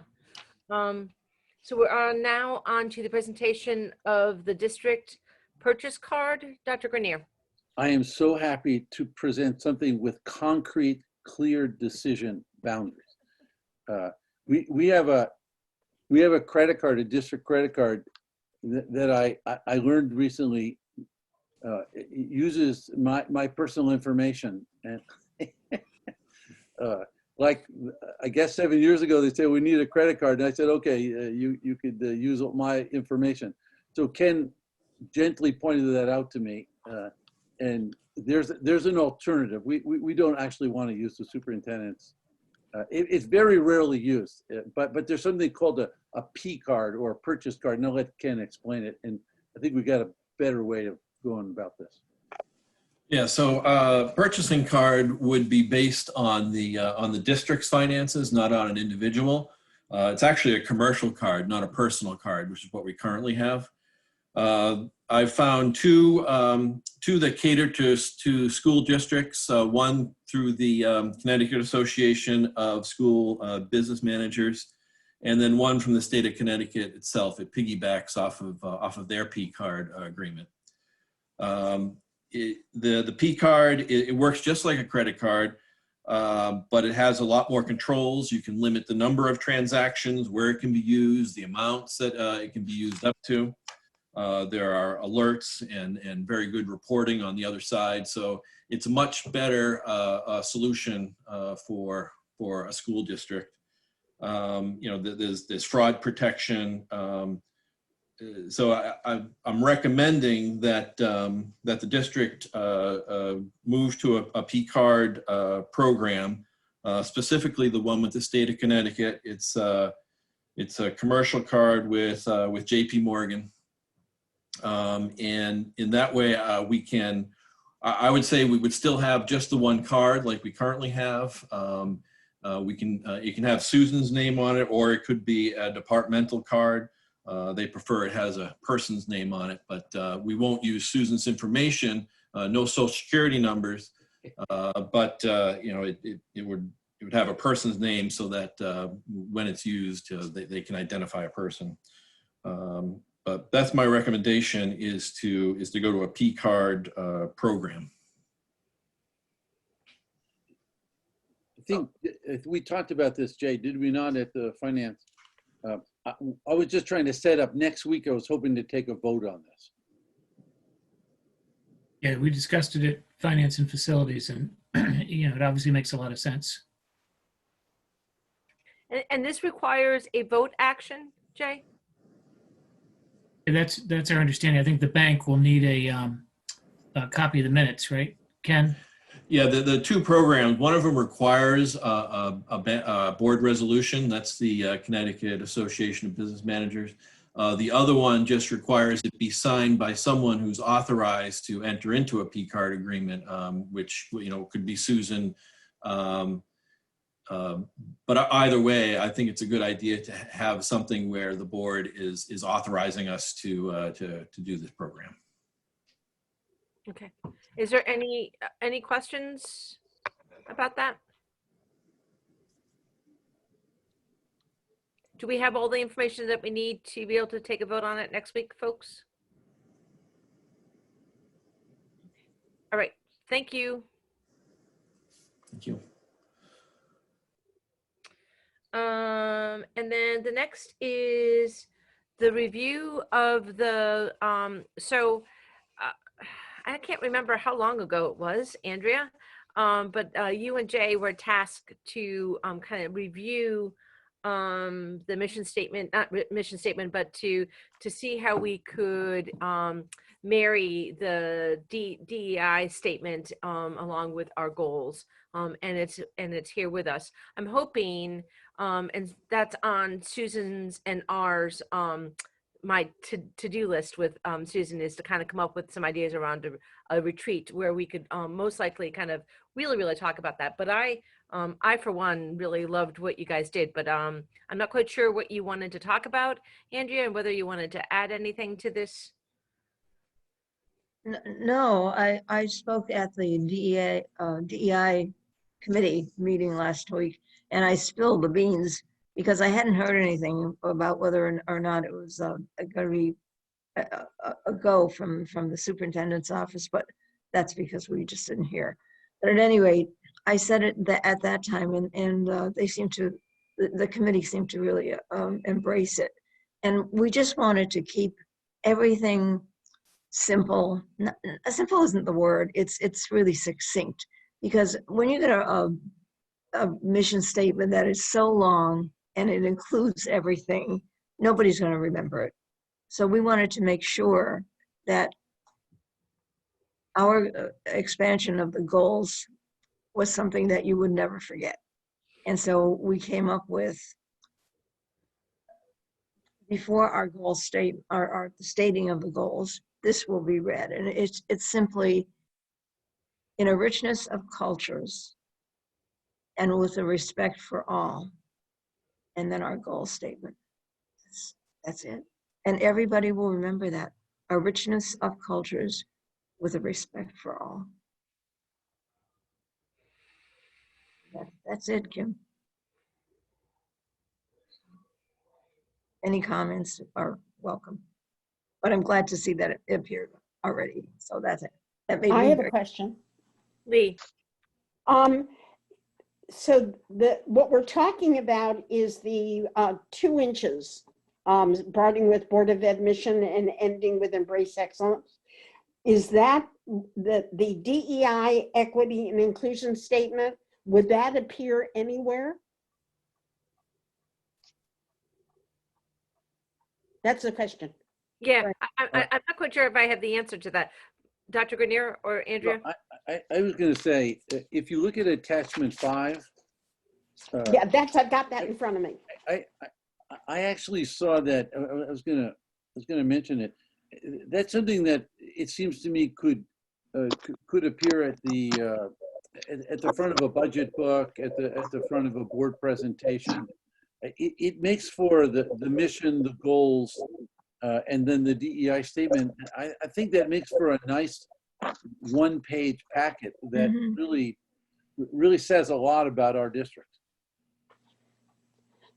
I was hoping that is the case, because I was taught to do tight sentences, and I'm a pretty good editor, but that paragraph at the bottom, I couldn't touch it. It is. I love the addition of in enrichment of cultures and a respect for all, but I love that paragraph. And I would love it if it would be the front page of anything like a budget or anything that we did. I think it says so much for who we want to be. I think it's gorgeous. I agree with Lee. And when I saw the page today, I was really happy with that, because our consolidation of the ideas that are in the equity statement, they are all of those ideas are in those 6 words, 8 words. But then to have the full document underneath it really does support it. And I would agree with Lee, and I would advocate for that. I would also agree. It is just, they're both splendid and succinct. and hard to say with a lisp. Liz? Yeah, I just wanted to know, I'm looking at like our agenda page. And on the agenda page, I would expect to see the BOE goals would include be in that gray box. But my question is where are we going to put this DEI equity and inclusion statement also on everything that we publish like this? That's my question. I didn't think so, but I just wanted clarification. And I think also it needs to go someplace like on our webpage and stuff of that nature. It needs to be out there.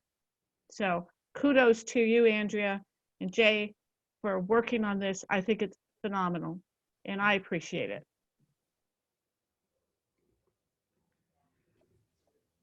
I would say that it really captures the board's vision of diversity, equity, inclusion. So you have your mission statement, you have your goals, but you have this visionary statement also that it links all together and is very succinct. Kim? Yes, Jay. So even though I was tasked with Andrea, I have to say that I had nothing to do with this wording. This is her work. This was her, these are her words. I think they're just an amazing crystallization of the message we want to send. And that's why we felt, the one thing I do maybe had a small part in is I wanted it to be part of this board goals statement that does appear on everything that goes out, every agenda that goes out. And then we can refer to the larger statement, on other documents. But I think that's what Andrea captured here was the essence that could go out on every one of our agendas. Thank you. Rita? Yes, I agree. I think it's very nice. I would like to see it worded our last goal, which is embrace excellent learning environment to include an environment of diversity, equity, and inclusiveness for all students.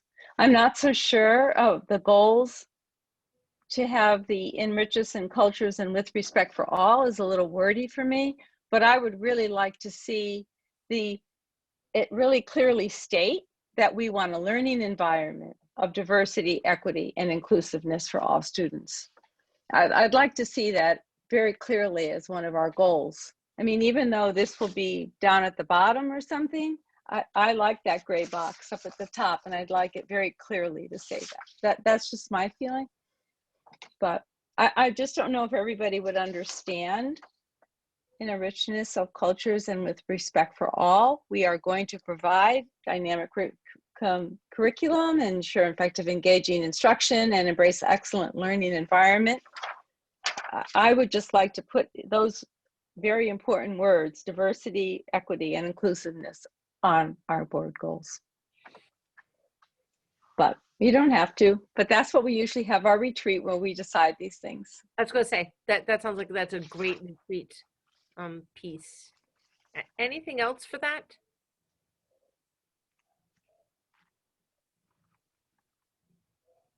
Super. Jane, Jane, do you have something to offer? Because you are muted. First I have to unmute. Sometimes shorter is better. People, I think, would tend to remember, especially the message at the top. It's short, to the point, and very meaningful.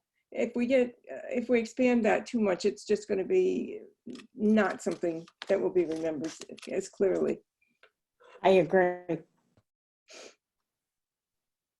All right, I'm going to move us on to the overview of the fiscal year 22. Well, Ken and I, Susan and Lori have put together a fairly comprehensive rough draft, and that we thought we would show it tonight. And Ken, can you do some sharing? Yes. Let's see. I don't know if can you see that? Yes. Okay. So just let me give you an overview here. So what we've done here, there's going to be 2 months of hearings. I'm certainly not suggesting that this is a detailed explanation, but I thought it would be helpful because we spent pretty much a pretty tough month, intensive, looking at this, and Ken and Lori and Susan have done a terrific job.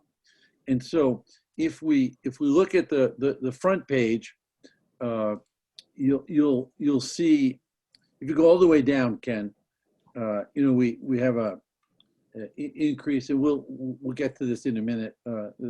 But the bottom line, before we even talk about health insurance reserve, so don't be too shocked. But just as a very quick first blush, it would appear, and Ken will march us through the next page, that in order to present basically a level funded, level service budget, it would require us to have about a $2.3 million increase. There's a lot of moving parts, so let's go to the next page, please, Ken, and then we can maybe come back to this, make it more. So the detail, Dr. Grenier? Yes, please. Hold on, sorry. So if you remember, that front page is just the account, not grouping several object codes together. But this now let's just march through. You want to start, Ken, and I'll jump in. Sure. So we start with salaries, and the first section is the administrators. So under administration, you'll see an increase. This is due to the data manager that was brought on, that was approved a couple of months ago. Down under principals, there's a reduction because we're going from 6 elementary schools down to 5. We'll be reducing one elementary school principal. Assistant principals, the number of assistant principals and SPED coordinators will stay the same. And then the dean curriculum coordinators, we over budgeted last year, so we actually have a slight savings in this group. So overall, we're looking for the administrators to be down slightly year over year. Under teachers, the teacher contract calls for a slight increase as well as steps. That's what's mainly driving these increases here for teachers, the 3%, the 3% here. There are some reductions. Overall, there's a net 1.5 FTE reduction in here.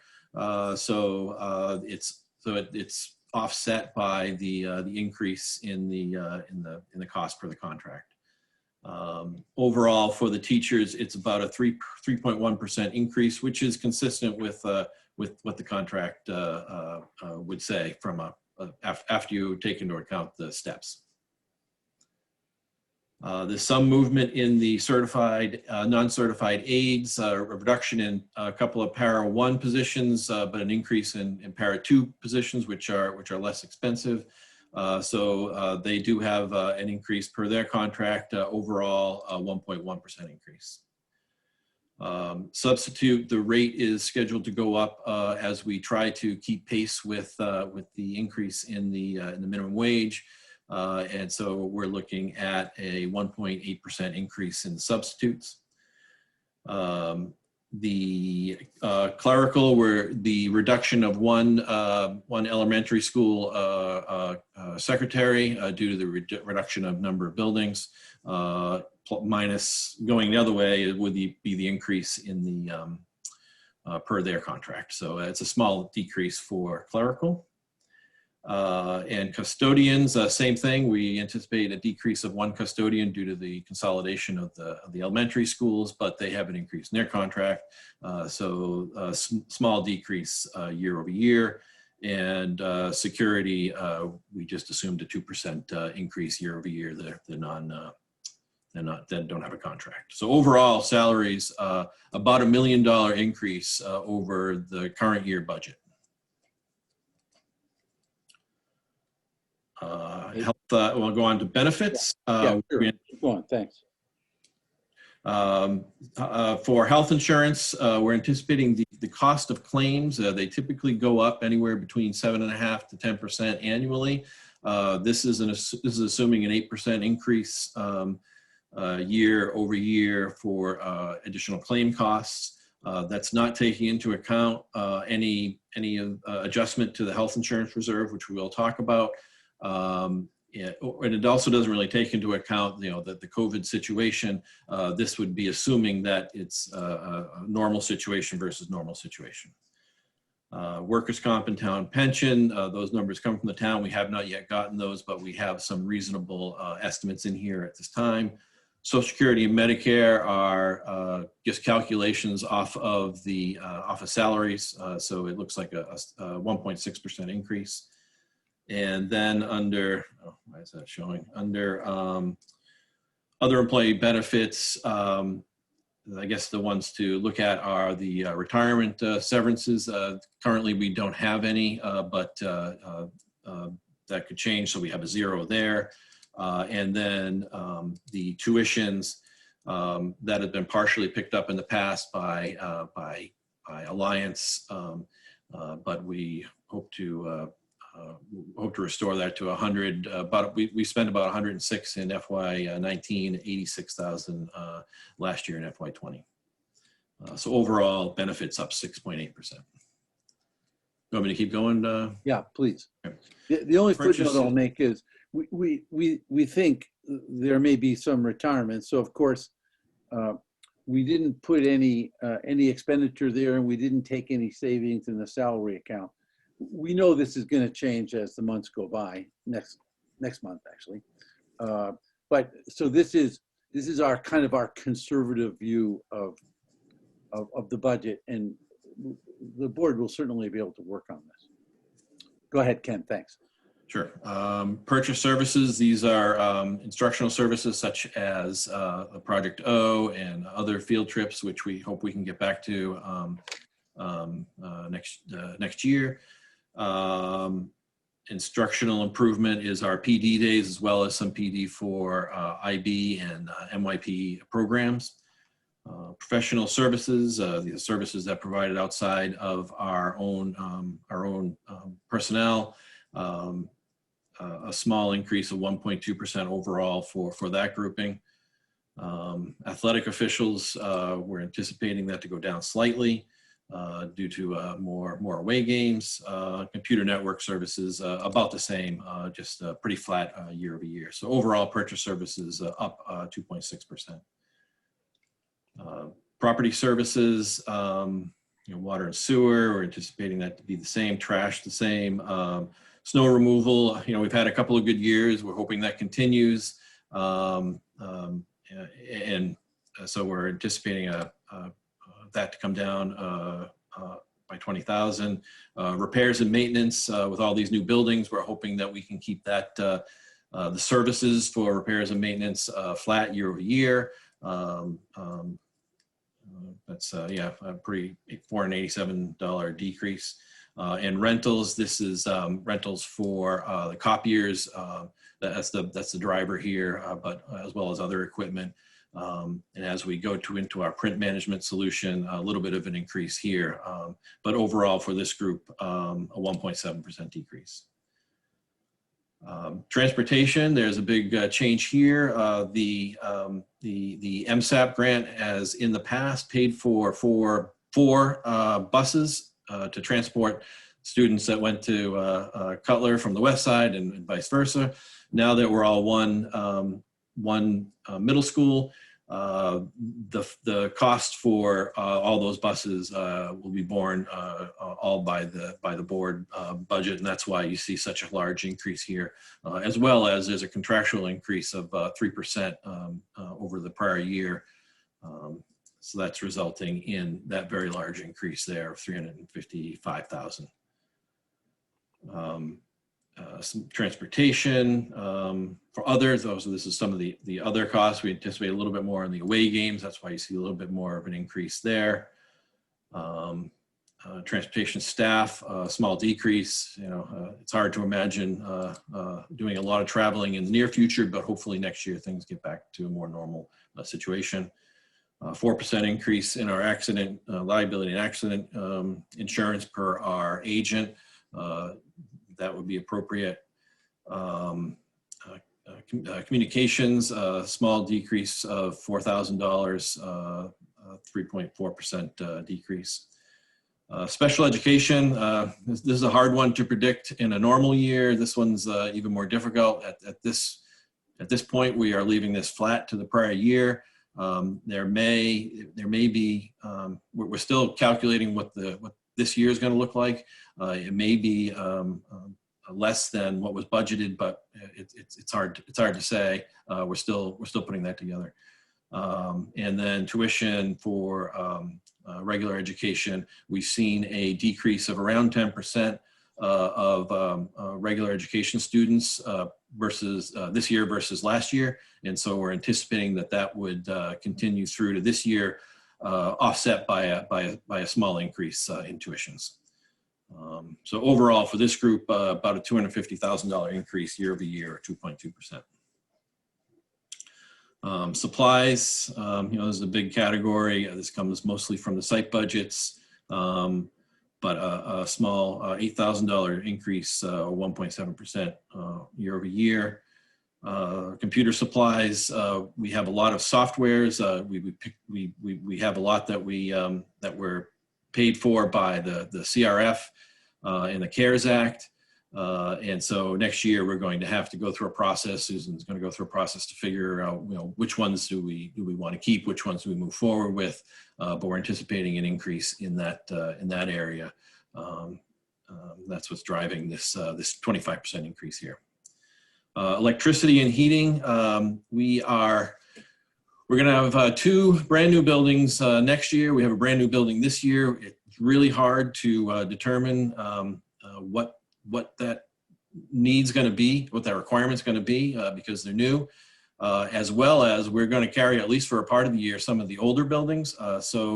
We put in, I think, a conservative number here to cover all those buildings, about 11% increase year over year. Transportation, diesel fuel, I think we have to do a better job of digging into this, but there's probably going to be surplus left this year that we can use for next year. So this could be a reduction for FY22, but at this point we haven't calculated what that's going to be. These are more of the site budgets information, textbooks and workbooks. You'll notice a decrease in textbooks. That's because more of the online, the software that you saw above, and it's driving a decrease in the need for textbooks, but we're still utilizing workbooks and library books. But that's a decrease of 18,000 year over year. Maintenance supplies we're looking at a 5% increase year over year, mainly custodial supplies. Because that won't go down regardless of the number of buildings we have, because it's really driven by the number of students that are in the buildings. And then these other supplies, professional materials that we use for PD and school admin supplies for the new buildings is driving an 11% increase here.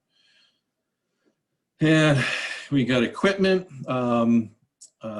Instructional equipment, most of that has been paid for through use of the supplemental impact aid. So we're saying a $6,500 decrease actually over year. But non-instructional equipment, we do have a piece of equipment in here to help us with snow removal at the combined high school, middle school campus. That's what that $70,000 number is there. Overall, so for equipment, it's $37,000 increase, but it's a 41% increase because it's such a small base of 90,000. And then dues and fees is a 24% increase driven by our IB and MYP dues that are required. And so that's what brings us to this almost $2.4 million or 3.1% increase. Can you type into that, Ken? Yeah. So I didn't, of course, the board is going to scrutinize this, but could you talk a little bit about the health insurance reserve and what the agent is telling you? Yeah, so the health insurance reserve is higher than what we had anticipated it being at this time. And we've talked about this in previous meetings. And it's driven by the fact that our claims have been abnormally low due to the pandemic. The agent is telling us that we should expect these postponed procedures and to actually, once the pandemic lifts, that it would come through, and so we should expect to see claims higher than normal once that happens. At this point, we feel conservatively that our health insurance reserve above corridor is going to be somewhere in the $5 million range. So it's much higher than what we anticipated, much higher than what we want, the agent has recommended that we have between $1.5 and $2 million on hand to cover these postponed procedures. So let me suggest this. Could you put in on line 312 in the increase decrease a minus 1.5 million?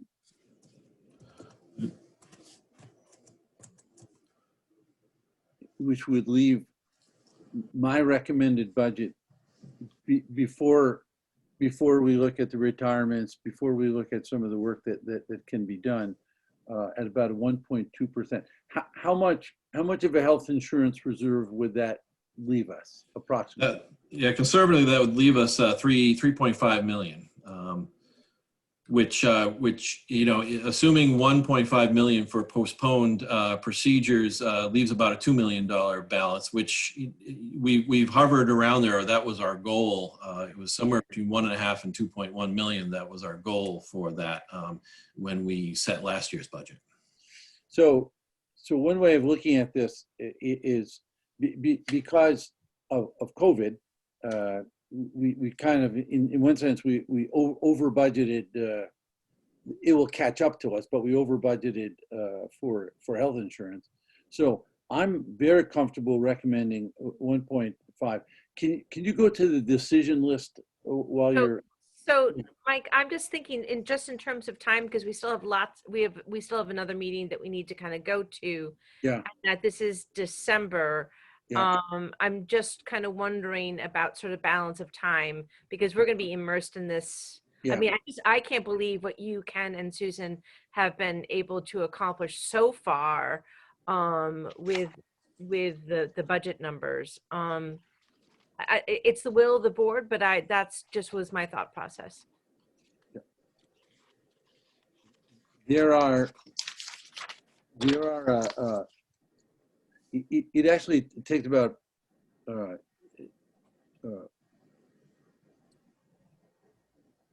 we could stop here and come back. There's a little decision packet. It's not a lot of money. It's about $75,000, but we could do that. We could easily do that next week, Kim. I just wanted the board to feel comfortable that my quote recommended budget that I'm going to hand off to Susan shortly is going to be about 1.2%.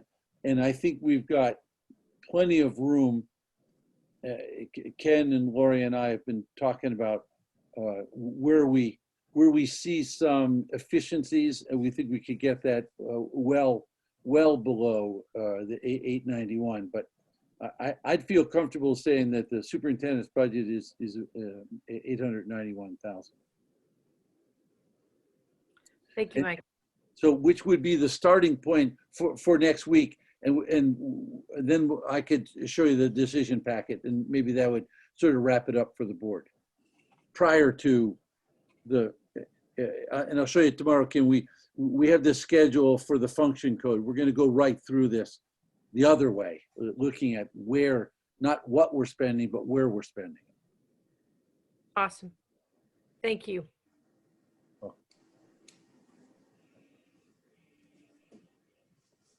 So our last two agenda items is future agenda topics, and also the referral list. And Susan, because our next committee of the whole meeting is going to be actually in January. And so if you could just make sure that sometimes I miss the agenda items, if you could just take them down, that would be great. Thank you. Knowing that really January, February, and March, we are going to be talking about the budget. But I want to make sure that people know that is there other things that we want to kind of add to that process.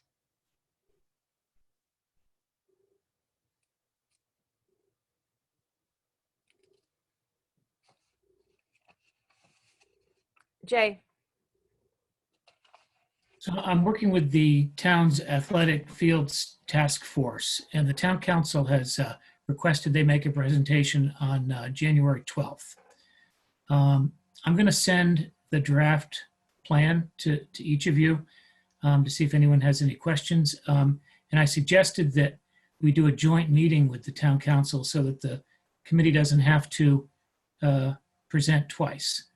So I guess they're considering that. I just want to let you know that is something the town council wants to take up, at least at a committee of the whole in January.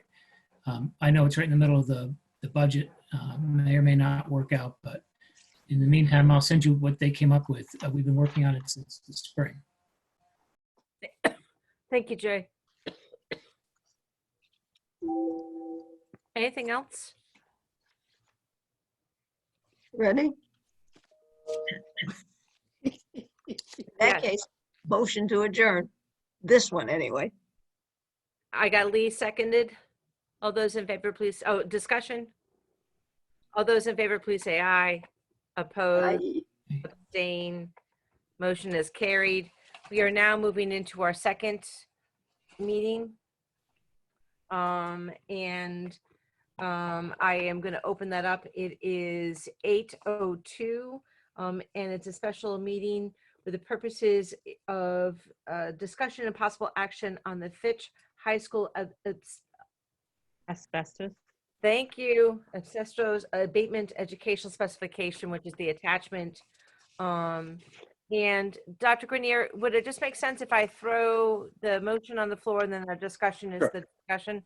All right, so I am going to make a motion to approve the Fitch High School asbestos abatement educational specifications. Can I have a second to that? Second. I have a Lee. Sorry, I saw her first. No worries. And can I have a discussion about this, please? I think, Sam, you want to give the big picture? Maybe talk a little bit about the reimbursement.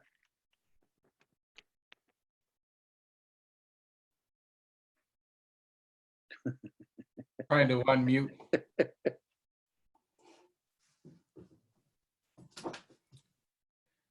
Yeah, so I was I was just looking at the statements on my phone, on my iPhone. So I've been working with the architect to put this project together, and the reimbursement, the state reimbursement for a project of this type is just under 50% for the town of Groton. So provided that you give us the go ahead to move forward with this, we're in that ballpark. So the town council last year approved $518,000, not $518 million, as I assured Susan. It was actually 518,000. But the state, Sam is working with the state officials, and they need the minutes of the board approving the educational specifications. Then tomorrow night, Susan and I and Sam will go to the town council, and they're going to pass a resolution. So the town essentially the state wants to know, does the board really want this done?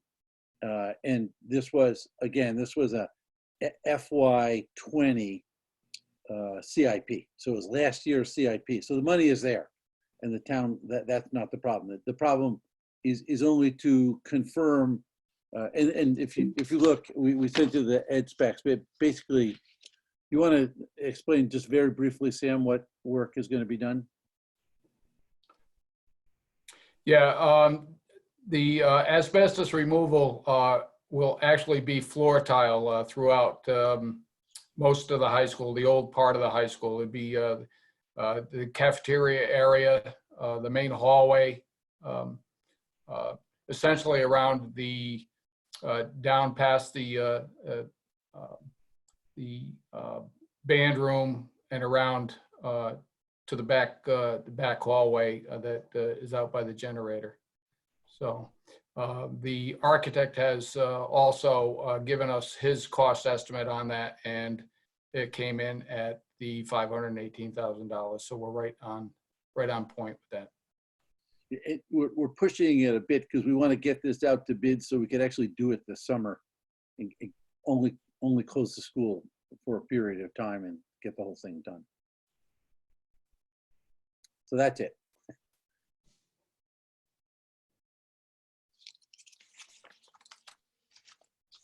So what do you need from us, Mike, again? You need us to approve this? Yes, we need you to approve the motion so we could get the 50% reimbursement. So it'd be about $265,000 bucks to the town. Is there any discussion about this? Rita? Rita, you're muted. You're muted. Still muted. You're still Rita. muted.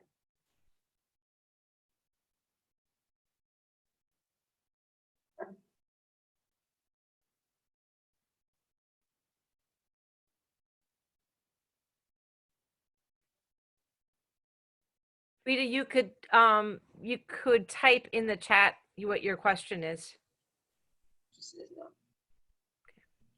Sam, does this include the classrooms? I'm sorry, did you say that? Is that in the classrooms in the retro center? You know, like the culinary classrooms, the art rooms?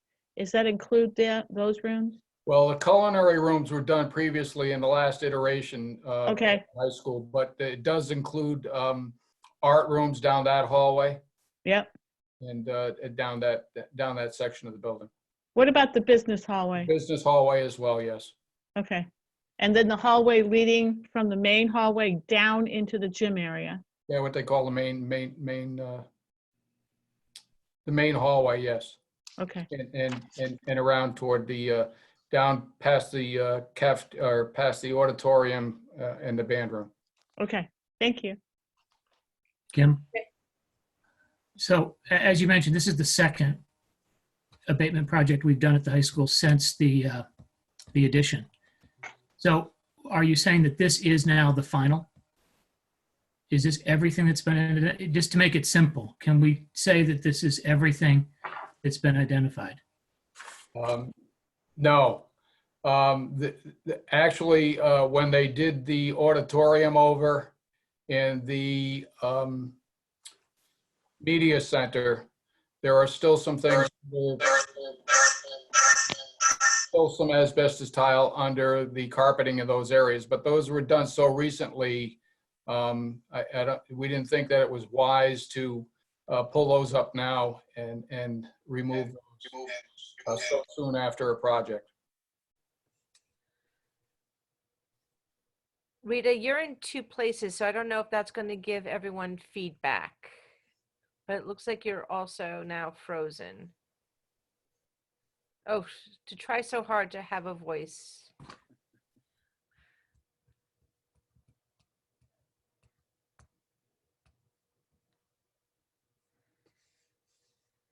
Any other questions? Oh, we're waiting for Rita. Some may recall that before last year, before this 518 was approved by the town council, there was a $300,000 set aside for an asbestos abatement project at the high school. And then there was going to have to be a second year in which we would have to complete the project. So they were kind of put it all together last year in one bundle so that we could do the whole project in one summer rather than closing down the high school 2 years in a row. Rita? I just wanted to make a motion. Well, the vote That's is, that's what I was trying to do. We were I have waiting. no comment. We were waiting for the Not big yet. environmental statement. No. I just wanted to make a motion. well, the motion is actually already on the floor because Right. it's already been Well- seconded. So we're in part of the discussion. Is So there we can just pass it. is there any further need to vote? I mean, for discussion? All right, all those in favor of approving the motion that is on the floor, which is the approval of the Fitch High School asbestos abatement educational specifications. All those in favor, please say aye. Aye. Oppose? Abstain? The motion has carried. Are we there yet? We Go are. for it, Andrea, go for it. Woo-hoo! Motion to adjourn, finally. Second. All right, all those in favor say aye. Aye. Thank you. Motion Night, all. is Good carried. night. Night, night. Good night. Susan.